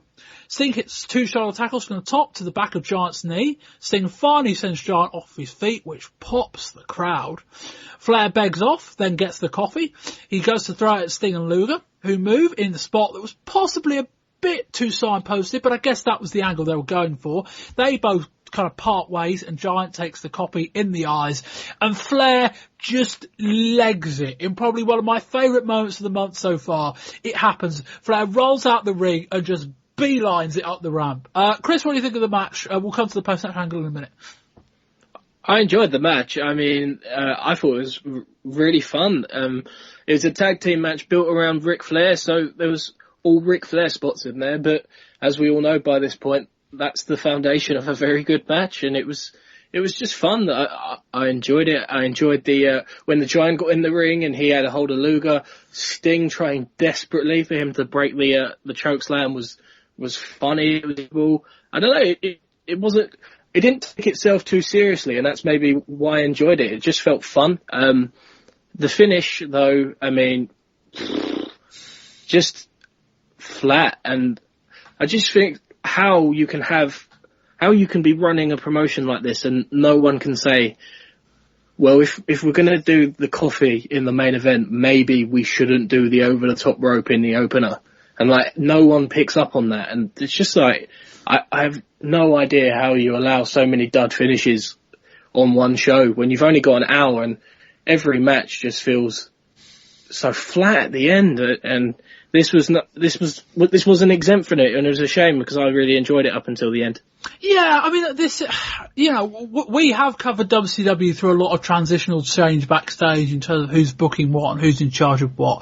But it's very clear that WCW, in whatever incarnation it is in, is led by people that don't really care about match finishes. I think it's just one of those things that we at this level kind of value a bit more than they do, and it is what it is. I don't get this, it's been going for so long now. There's no quality control. There's no reason to it. They're not really drawing because of it. I think it's just, they think it's part of the formula. They think the formula that works is that they would rather have 4 name guys out there in a match with no ending than 2 name guys out there against either 2 guys that we never heard of or 2 guys much further down the card in a match with a clean finish. They'd rather have a competitive match than an unclean finish than a squash match, I guess. This is a fun match though. Hot crowd.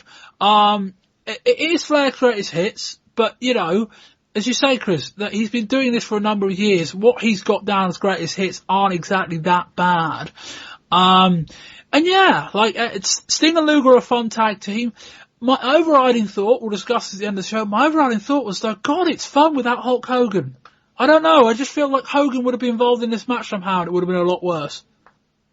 Yeah, you're entirely right, and maybe that's why this show felt a lot more fun than the past couple of Nitros, because at no point was Hulk Hogan out there killing the crowd and just sucking the energy out of the arena and just doing Hulk Hogan things, and instead we had a Hulk Hogan free show, only a couple of mentions of him, and a fun main event that, didn't take itself too seriously and had Ric Flair in it, and it was fun.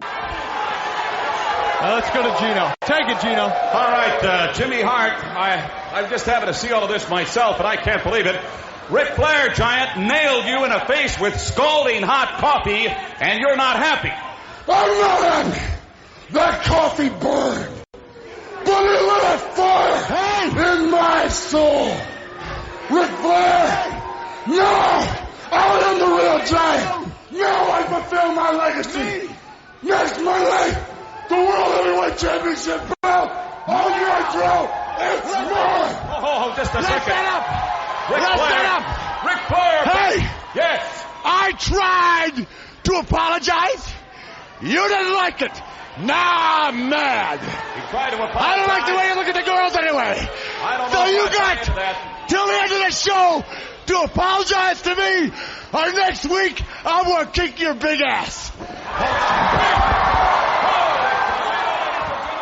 We'll discuss more on Hogan later on. Flair comes back on and begs off in front of the Giant. He's even got a towel, which I thought was quite good.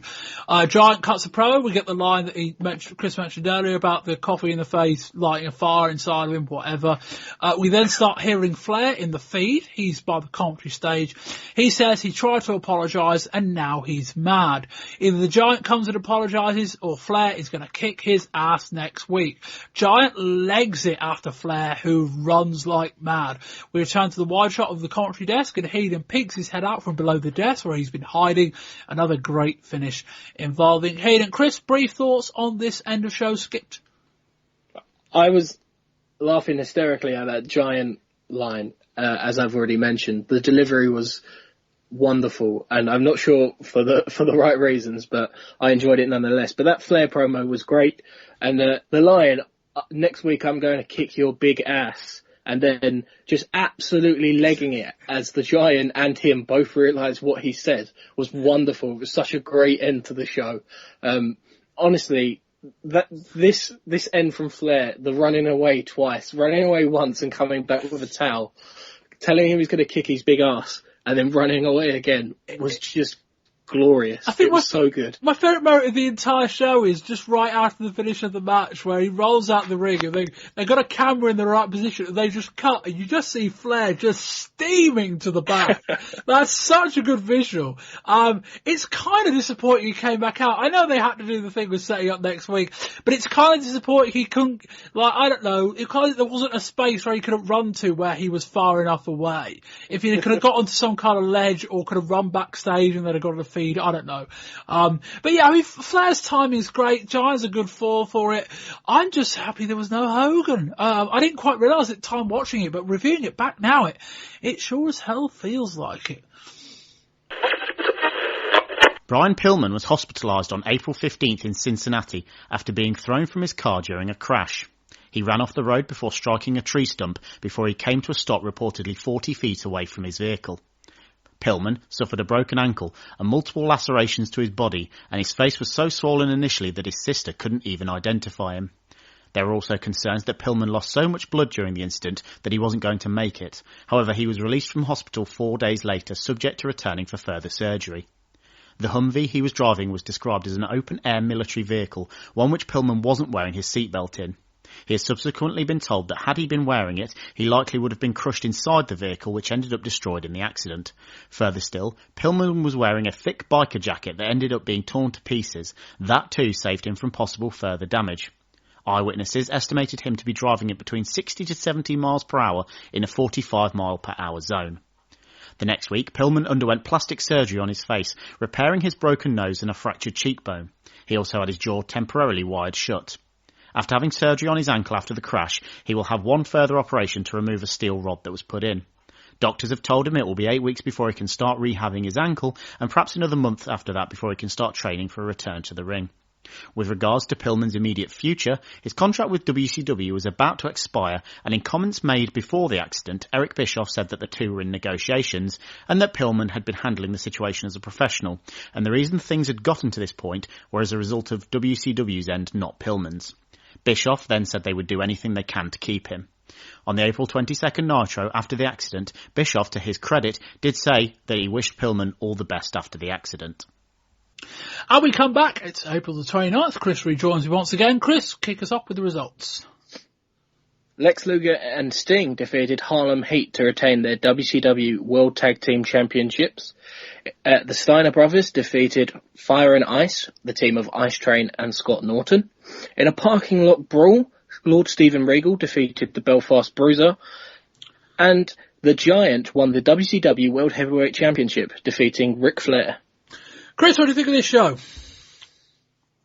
Out of the all the Nitros for this month, it was probably the best show of the month. I enjoyed the opener, the parking lot brawl. Well, I mean, strange. It was something different for WCW. It was fun. It was violent, and the main event, while not by no means a 5-star classic, I mean, it was one hell of a shocking title change to end the show, and it's an interesting direction they're going in with the Giant now putting the belt on him for the second time. The title's been bounced around a bit, but I mean, that finish was out of nowhere. Like, the way he defeated Ric Flair was, I mean, they haven't protected Ric Flair by any means with the amount he's come up against Hogan in the last few years, but they put Giant over in a big way in the main event. I thought it was quite a noteworthy show.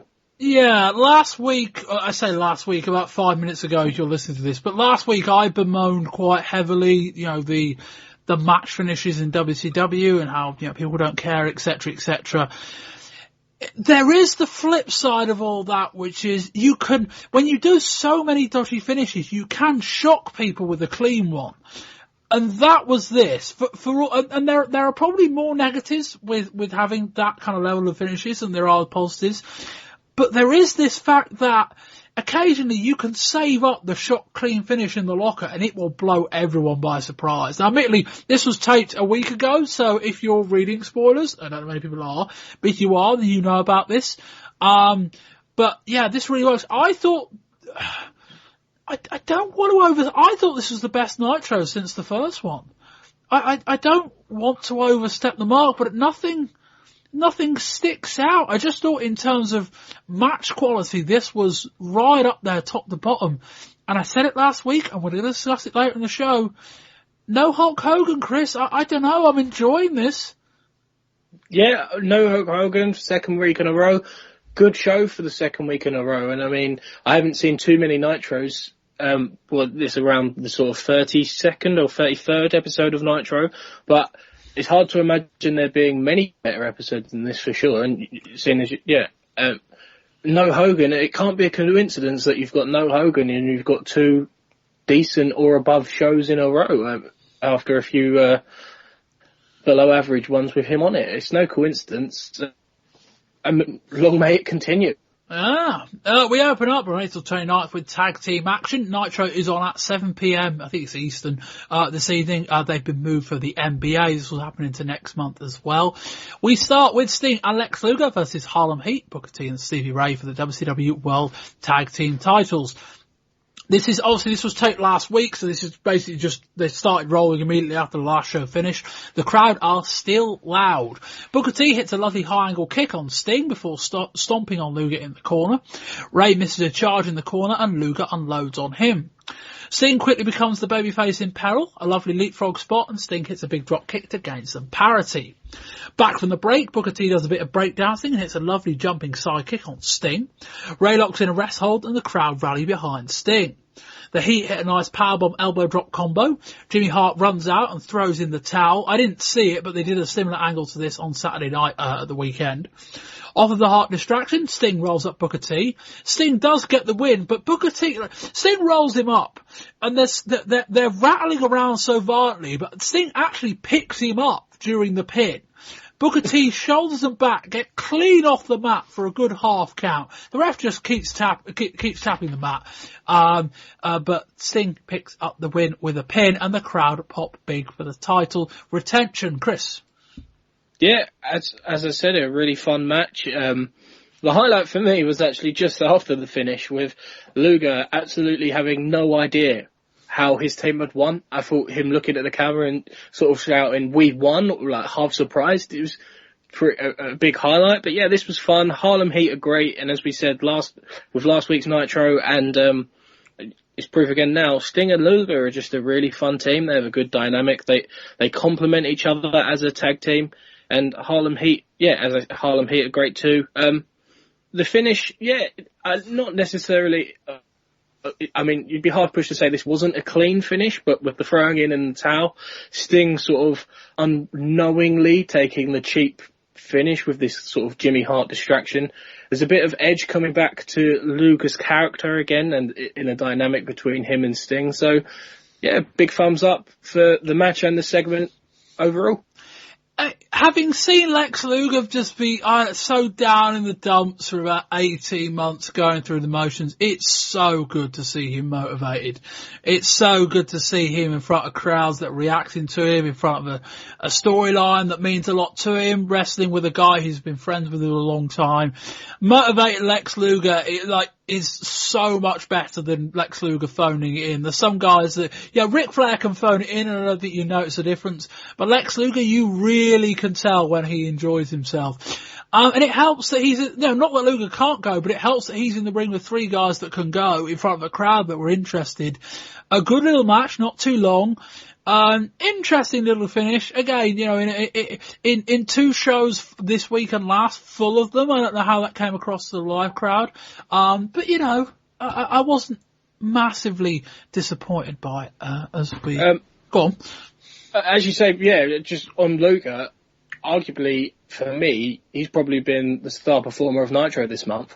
From the first Nitro of the month, him taking on Flair for the title and then into tag team matches in a row with Sting. But definitely for me, if you had to pick sort of a MVP for the month for WCW, for me it has to be Luger. I think he's been excellent. Yeah, I wouldn't necessarily disagree with that, I don't think. Maybe Flair, maybe, but I think one of the two.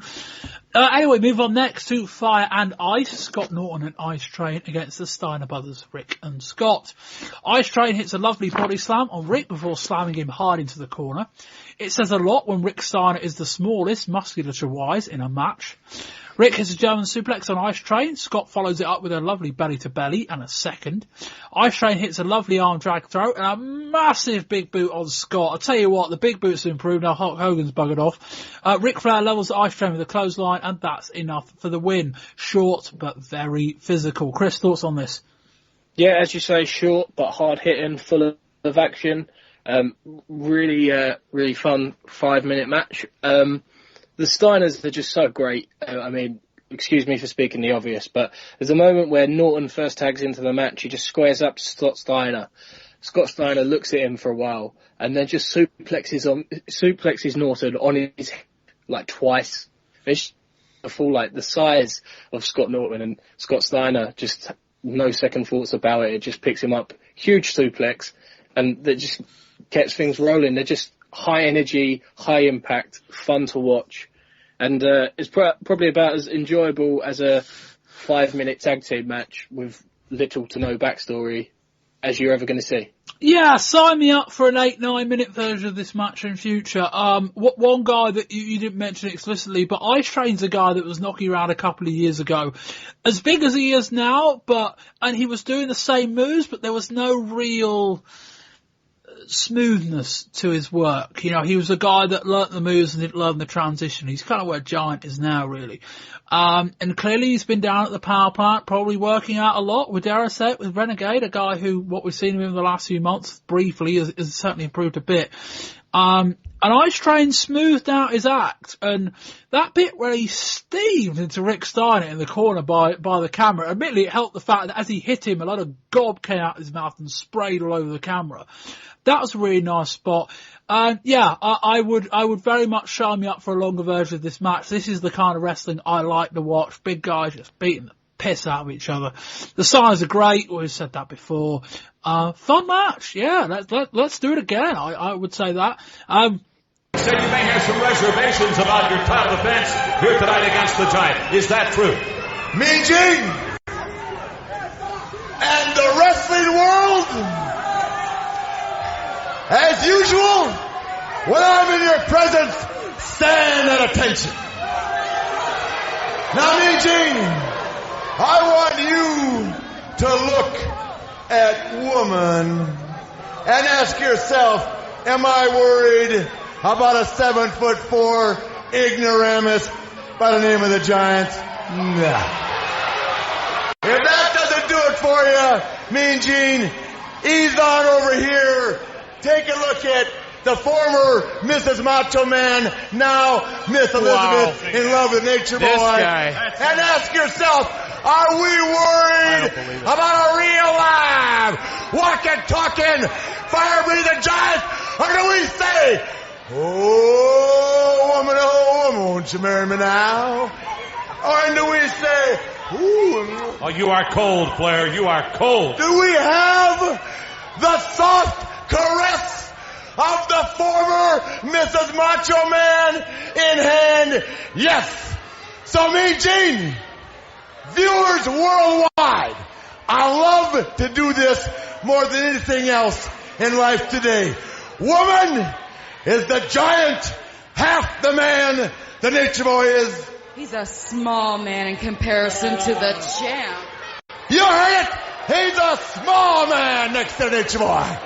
Now, Miss Elizabeth, we're not snapping into Slim Jims when we're walking with a Nature Boy. Is the Giant anywhere near the man that the Nature Boy is? Absolutely not.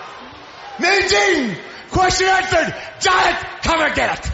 That will happen a little bit later on here tonight, folks. Stay tuned. It's going to be the Bruiser and his lordship we coming get up into next. Oakland on the ramp with Flair, Woman and Miss Elizabeth. Flair says he isn't worried by a 7'4" ignoramus in the Giant. He's a small man next to the Nature Boy. We then get a vignette. Our world is about to change. Blood Runs Cold, coming soon to WCW. Chris, what are your thoughts on this? This kind of vignette, we haven't seen one of these for a while. It's like this, like, icy scene. They have these, I don't know what to call them, like these, like, shields that morphed, and it was like not best description, but it's a bit like the James Bond opening where this, like, kind of door unlocked itself and spiraled out. I've described that horrendously, but, well, if you can describe it any better than me, please do, and what did you think of it? Well, I'm not sure I could. It was slightly strange, a bit surreal. It's intriguing, I guess, but I kind of take things like this with a pinch of salt on WCW after so many, like, I mean, it was not too long ago we were covering sort of the rise of the Dungeon of Doom and things like that. So they're intriguing, but I tend not to let myself get too excited about things like this, or too intrigued, I suppose, because I just, like, who knows if it's just going to be another evil faction that Hogan inevitably puts down. Like, you don't know what's coming, what the plans are, but WCW, I guess at this point, have made me a little bit overcautious about new is coming onto their programming. Yeah, I mean, I hope I'm not forgetting something really obvious, but I can't remember there being a vignette like this on Nitro this year. And again, you know, it's always important to have a mix. You can surprise debut some people, and when the opportunity arises, you probably should, but you can't always make a surprise, and sometimes you need to introduce characters. Now, not they really got anywhere with this, but, you know, give it 6 weeks, give it a couple of months. Who knows? We come back from the break. We are in a horribly staged parking lot. Those who recall the fake concession stand from last year, at Uncensored 95. I've got it on my screen now, actually. They're calling it a parking lot brawl. Now, Chris, I don't know how many parking lots you've used in your life, over here or in the States, but I can't recall many parking lots. One completely surrounded by a guardrail. Two with probably, 700-800 fans watching, either around the guardrail or there's like this bank of kind of seating up one side. And then the cars in the lot consisted of 4 cars, all pointing inwards in a setup that no parking lot has ever been set up in. All of it weird. Yeah, the setup was particularly strange, as you just said. But, I mean, if we're going to get this kind of setup and it's going to lead to, I'm all for it, because the next 3 to 5 minutes were pretty fun. Yeah. Belfast Bruiser is up next, aka Dave Finlay against Lord Stephen Regal in a parking lot brawl. Finlay puts his foot through the rear side window of a car. Finlay grabs a cinder block. Regal floors him and rubs his head into the ground. Finlay hits Regal with a wheel, then slams him onto his chest. Finlay rips a bumper off the car and hits Regal with it before body slamming it onto a bonnet. Regal then returns the favour by driving Finlay's head into another one. Finlay gets a seatbelt and strangles Regal. Regal puts Finlay into the back of a pickup truck. We've got some blood, so the camera angles have all of a sudden got very wide. Finlay gets on the bonnet and drags Regal off. Bischoff says, if this gets too much for our viewers, I'm going to demand we pull out so far you can only see the skyline. With that, Regal drives Finlay's arm through the opposite window that was broken earlier. Finlay goes for a tombstone, but Regal escapes. Regal goes for a pile driver on the bonnet, but Finlay backdrops him onto the roof. Regal tries to hit a pile driver on the roof, then pins him, and that will do that. Heenan says the lights are flashing. That means he's okay. The lights on the car did start flashing with the pile driver. That was quite good. He then exclaims, he's out of gas. Another shit pun. And then just as Eric Biss was wrapping up the segment, Heenan goes, wait a minute. That's my rental car, which was, quite funny. Chris, thoughts on all this? Yeah, I mean, it was just sort of mindless violence, a lot of brawling, but it was pretty entertaining.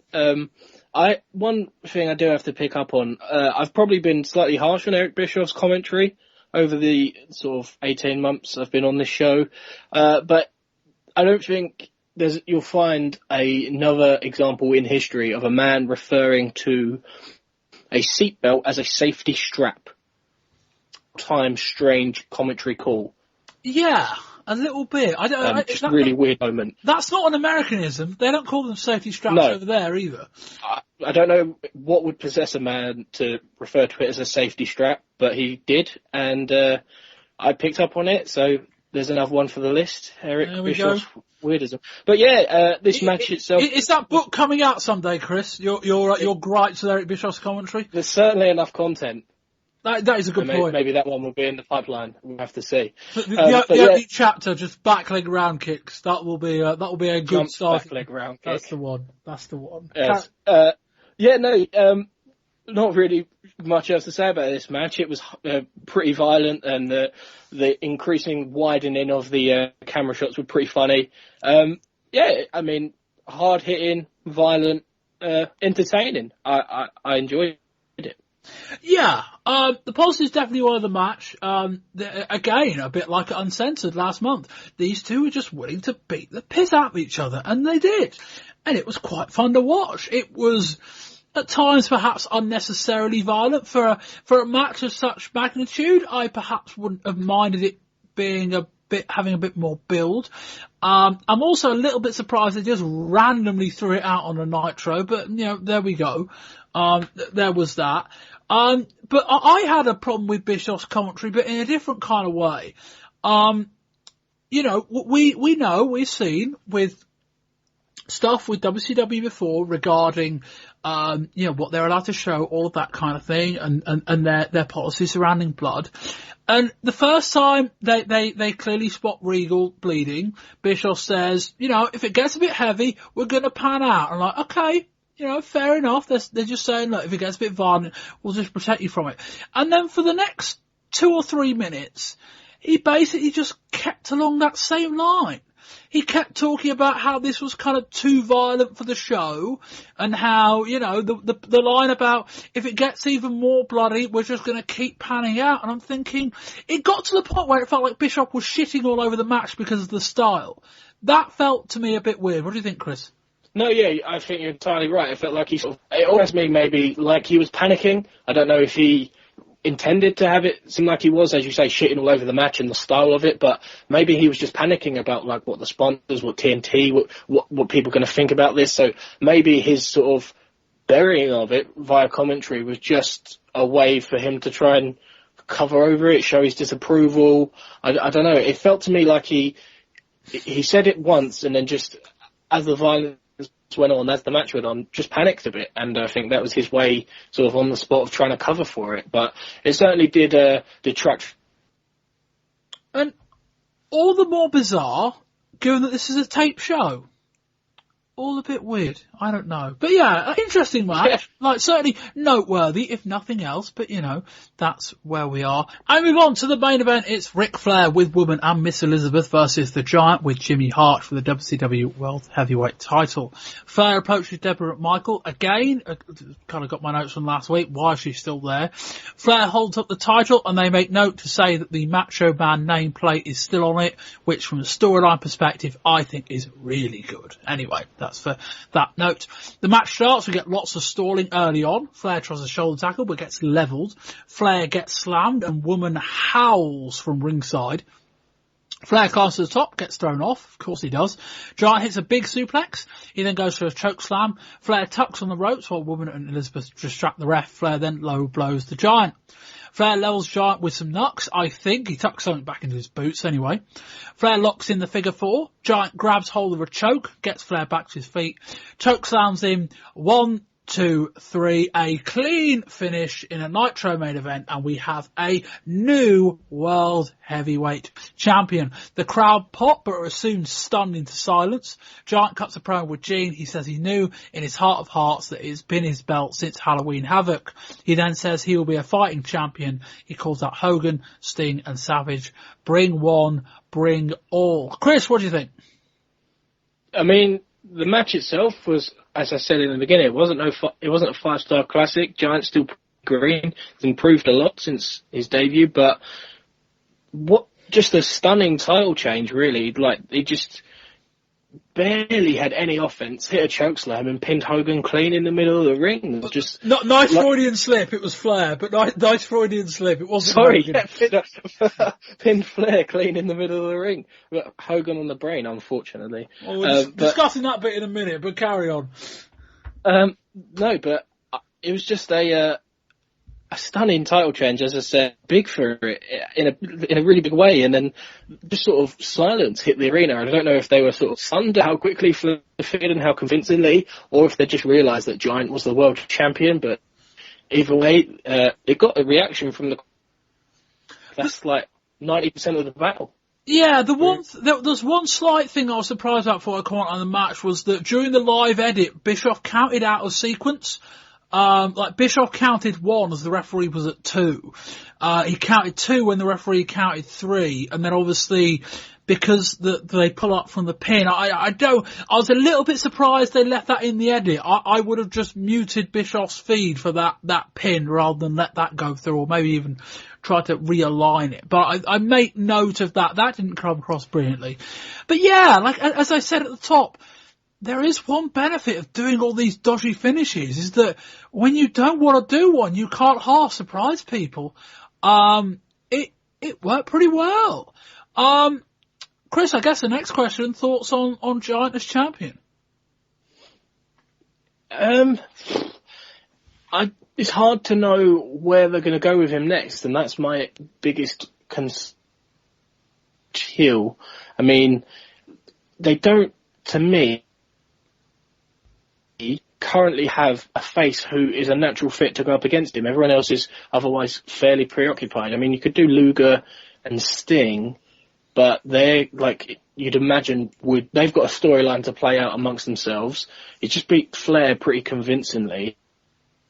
I don't know where they're going to go, but I mean, I'm happy for Giant in the sense that having been sort of given this mock title run at Halloween Havoc last year, it's nice to see him finally hold the belt legitimately and actually get a chance to make an impact with the title. But I think the reign itself is going to depend on who he's matched up with, really, because he's still green. In order for his run to be a success, he's going to have a pretty good opponent. Someone, not who can carry him, but some. And I don't know where they're going to go with that. Yeah, that's it. It kind of will tie into the Hogan stuff, but we'll refrain from getting onto that for a minute. I mean, I think they're going to do at Slamboree, I think they're going to do Giant and Sting. They're lining up 15 matches for Slamboree, as best I understand it. They're going to have 8 kind of tag matches, God forbid. 8? Yeah, it must be. 8. Then they're going to have 4 second round tag matches. So that'll be 12 matches to get down to 4 teams, and then 4 teams will compete in the 8-man battle royal to crown. I think the winner of that will face the champion. I don't know whether that's at Slamboree. I'll have this all sorted out by next month. And then they've also got a couple of other matches lined up, one of which I think is Giant and Sting, I think that's the plan. So that's their kind of first match. I guess that's logical. I guess in terms of all the potential opponents, Sting is the one that's going to get the best match out of the Giant, which I suppose is, at this stage, the most important factor. But you're right. I mean, the other 2 names that you didn't mention, I suppose, were Scott Hall and Kevin Nash, 2 guys that will be here quite soon. I mean, if Hall handed in his notice February 22nd, I think it's a 90-day notice period. Beginning of June, maybe they could just parachute him into a main event match against Giant at Great American Bash in June. That could work. Nash will, assuming all the stuff with Nash has gone through at the time we believed it did, Nash will be available from early to mid-June as well. I don't know that you want to do Kevin Nash and the Giant. We had a whole year last year of Kevin Nash being up against big guys that weren't particularly great workers, and it didn't really work. That would work from a size perspective, though, at least. But yeah, I think Sting is the most logical program, and then maybe move to Savage. I mean, I get the sense Sting will be the program until Hogan comes back. They're talking about Hogan being away until August, and one thing that we'll mention leading into the discussion with Hogan is that, as I understand it, I think Halloween Havoc in October is going to be at Caesar's Palace. And one of the things as part of the deal of Havoc coming to Caesar's Palace was that the first matchup on pay-per-view between Hulk Hogan and Randy Savage will be at that show. So logic to me says you keep the belt on Giant, putting up against Sting, maybe Luger if you need it, maybe Hall or Nash when they come in under whatever guise they're in. Maybe you get a match out of that if you need it to. Get yourself through to August, bring Hogan back in. Hogan's not going to be on every pay-per-view and anyway, Full Brawl in September will be headlined by War Games. So get through that and then get to Halloween Havoc in October. Hogan picks up the title off the Giant just before that, and then they do Hogan and Savage. That would perhaps be logical. And Chris, all of this brings us to the topic of Hulk Hogan. Now, we've discussed this month across the various shows. First of all, I guess I know you've seen it. I mean, you weren't on the specific review we did of it. Your thoughts on this whole Hogan shenanigans? I mean, I better go through it, I suppose. Essentially, as I understand it, they had, as they have ended the month anyway, they had a remit that they were going to write Hogan out of TV at the beginning of the April the 15th show. With a viewpoint that Anderson and Taskmaster have a match, and Giant comes out with him, levels him with a chokeslam, beats him up for a bit, and Hogan either does a stretch job or just disappears. And then we get to the tapings, and Hogan's like, let's change this plan.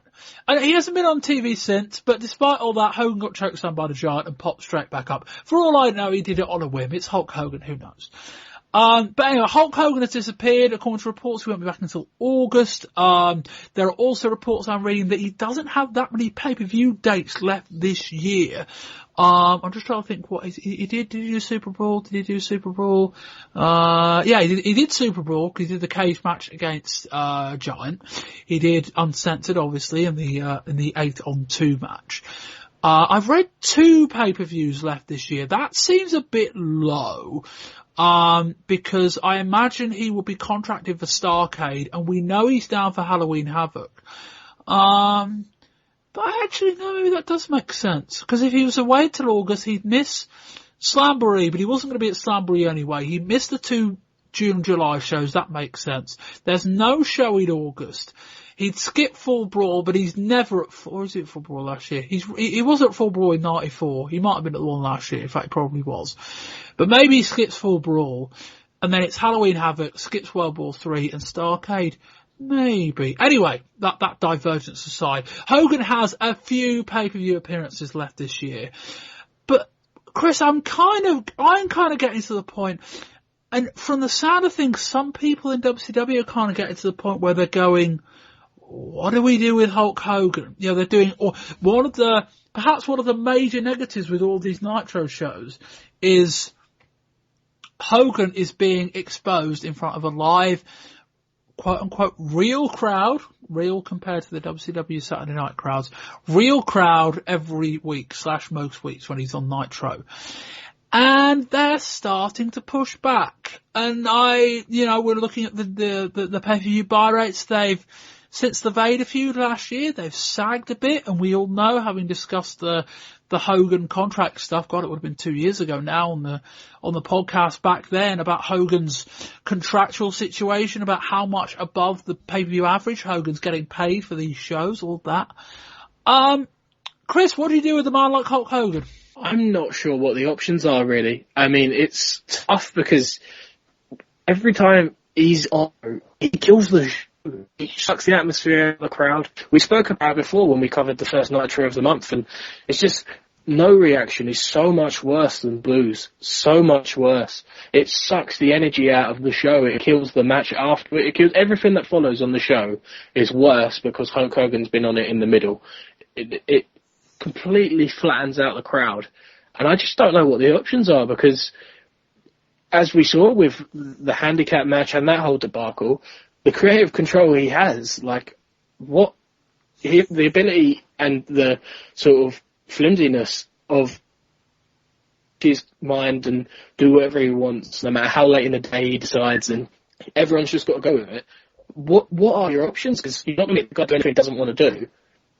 And if he's just set on being Hulk Hogan, Hulkamania, all of this, then I'm not really sure what WCW, they've kind of got themselves in this position now where they're kind of at Hogan's whim, and the next few months, whenever he does come back, I mean, the next few months are going to be better off without him around it. And the way he popped up from that chokeslam a couple of weeks ago, and then to have Flair get beat by the same move so convincingly in about 5 minutes, it's just a travesty. Yeah. But it undercuts so much of WCW's programming. He wasn't even there this week, and it's like, bear in mind, Hogan popping up from that chokeslam. 2 weeks later, you're going to do this big title change, and Flair's going to get pin claimed by it, and it's just like, it's just. I found one positive with the Hogan popping up from the chokeslam, and I wouldn't have done it in the way they did it, and I'm perhaps giving them a lot of credit that they don't deserve because it wasn't planned like this. But if there's one thing you can say about.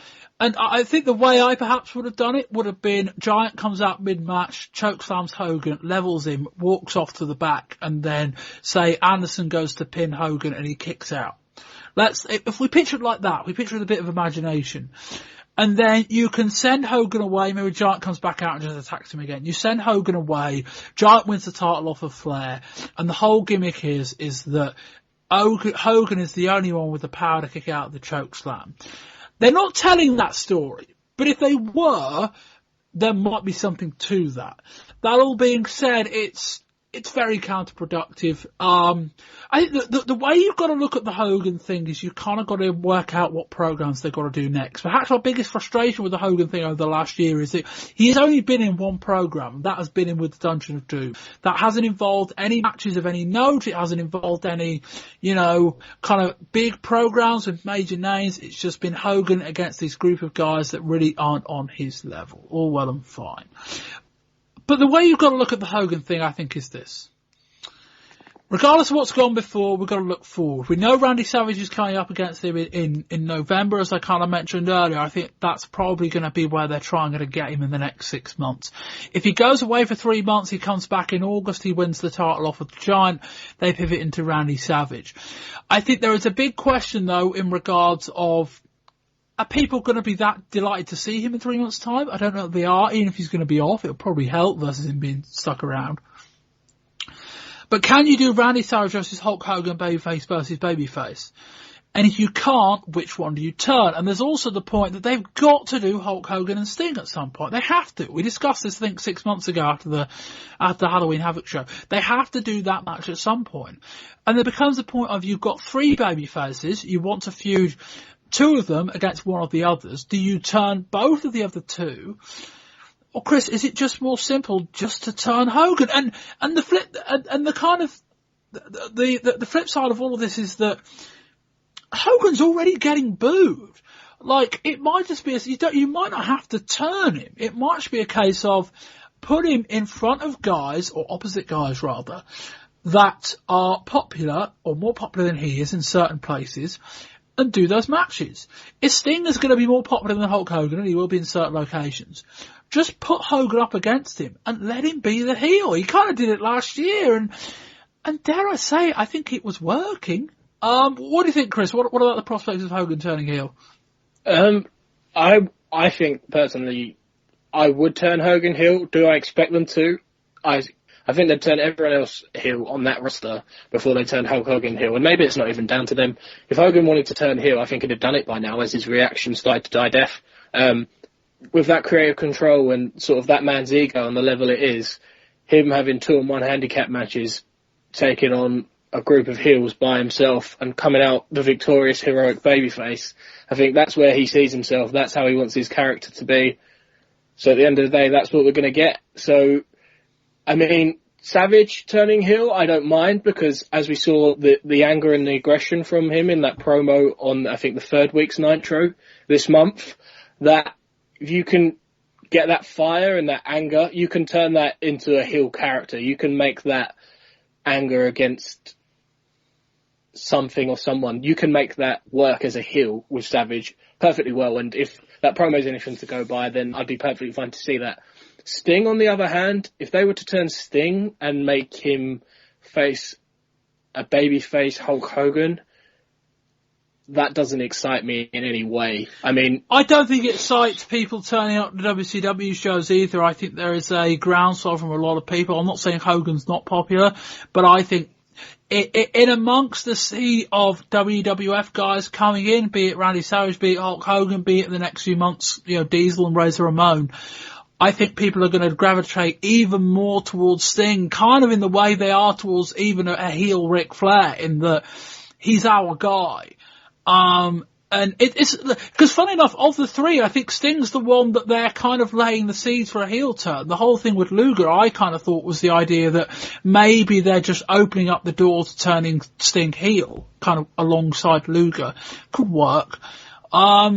But yeah, it's going to be an interesting, time to see what they do coming back.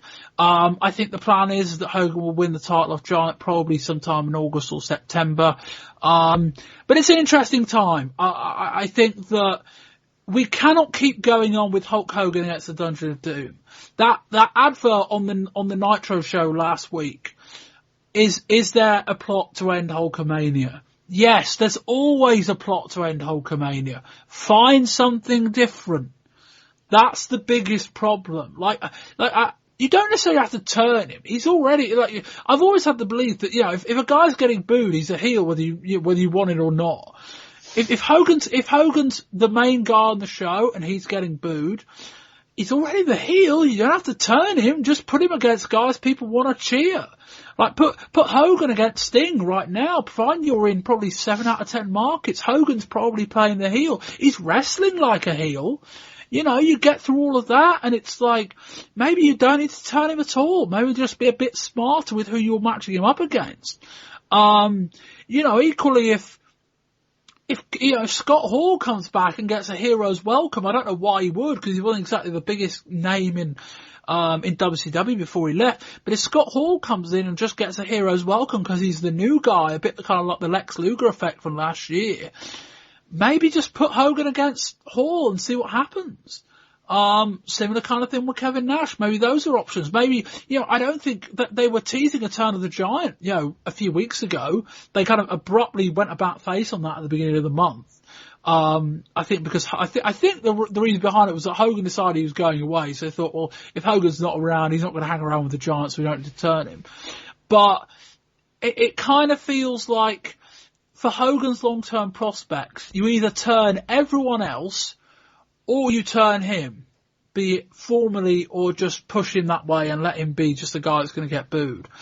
And when you look at it like that, you can kind of start to rationalise it. Fascinating 6 months ahead of us. Very big thank you to Chris White for joining me on all of this month's shows. Chris, thank you very much. No problem, Bob. Thanks for having me. Chris, you can be found on Twitter. Yes, I can, at ChrisWhite14.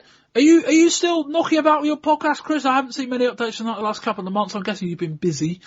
Yeah, I've been quite busy. Kind of had a few months off, but I expect we'll be back fairly soon in the near future, with a few more episodes, but it's still got, 30 to 40 episodes online. So if you do feel like checking out some modern day stuff, you can find Podplex City on Twitter, iTunes, SoundCloud. But as I said, I expect we'll be back soon.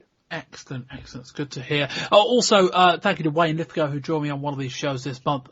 You can find him on Twitter at WayneL84. Slightly odd kind of show this month, given how he put it together. We've also had, the recording these, this last episode. You probably, I will do my best to have patched up all of the audio issues in the show, but we've had a few. What else have you got to look forward to this month? Volume 1, In Your House 7. That's a fun old show. Some very interesting stuff coming out of WrestleMania there. Volume 3, ECW. Yeah, that'll be fun. We'll come on to that, coming up next in Volume 3 as well. We've got UFC coming up. That'll be next month. Me and Chris were at Cage Warriors last week. That was quite fun in London. We might talk about our chinwag about that with Tom, who's there also actually. That'll do that. You can find me on Twitter at Bobby Bamber. You can find all of the stuff that you need for the podcast on wrestling20yrs.com. I think that'll do that. One quick plug for an article I did on the website about 3 weeks ago now, I think. Basically, it was looking at But on the topic we were discussing kind of about Hulk Hogan, I kind of went back because the perception in the documentaries in the history that WWE likes to present is that by 1996 the Hulk Hogan character had got stale, as you've kind of just heard us discuss. Now I don't necessarily doubt that's true, but I think people tend to take that as an inevitability. And so I'm going to have to find out what this article's called because I can't remember now. Let me pull it up. I wrote an article looking at Hulk Hogan's run in WCW on the website. I'm going to keep talking and hoping it just appears at some point. And basically the idea of the article was, is there an alternative version surrounding Hulk Hogan's run in WCW that actually suggests that the reasons that Hulk Hogan stopped drawing for WCW or became less popular was not because people necessarily were tired of Hogan's act, but was more because WCW stopped putting him in compelling programs. I have found the article. If you search on the website for why was Hulk Hogan booed by fans in WCW, you'll find my piece basically looking at the pay-per-view buy rates for Hogan at the time. I dug those up and kind of made I wrote it, so I'll call it interesting. I'll let you be the judge of that. An interesting look at the run of WCW pay-per-view buys around about the time Hogan joined and immediately afterwards. And there's a very interesting correlation between Hogan shows on pay-per-view that were up against either Ric Flair and Vader, and Hogan shows on pay-per-view that didn't include Vader. And if you look at you look at the Bash at the Beach show, July 1994, Hulk Hogan's debut match drew a 1.02 buy rate, Hogan facing Ric Flair. You move on to the Fall Brawl in September. Hogan didn't wrestle on that show. It did a 0.53. Halloween Havoc in October. Hogan versus Flair, Korea versus Korea, jumped back up to a 0.97. That was in October. Move on to December. Hogan faced Butcher and got in that main event. That did a 0.6. Quite significant drop for Starrcade, which is one of WCW's more significant shows. We on to Super Brawl in February. Hogan faces Vader. The buy rate jumps to a 0.95. Uncensored, that show in March of 1996, the buy rate is a 0.96. Things flattened out again until we get to Bash at the Beach, where I haven't actually got that number in the article. The Bash at the Beach number was up too. Hogan against named guys drew. Hogan against the Dungeon of Doom didn't. And so I basically, and it's interesting to mention this now that we come across all this, I'll wrap up the show in a minute, don't worry. I basically made the case that it wasn't Hogan's character that got stale, it was his opponents. And I think there's something to that, but it'll be very interesting to see. We've got a very interesting few months coming up ahead of us. Anyway, yes, you can find the article on the website if you just find the search box and goes to why was Hulk Hogan booed by fans in WCW, or if you Google that phrase, I think will probably come up by now. That'll do that. Wrestling20rs.com, all of your back episodes, all the blogs, we've got the MMA stuff on there, all of that. I've been Bob Bamber.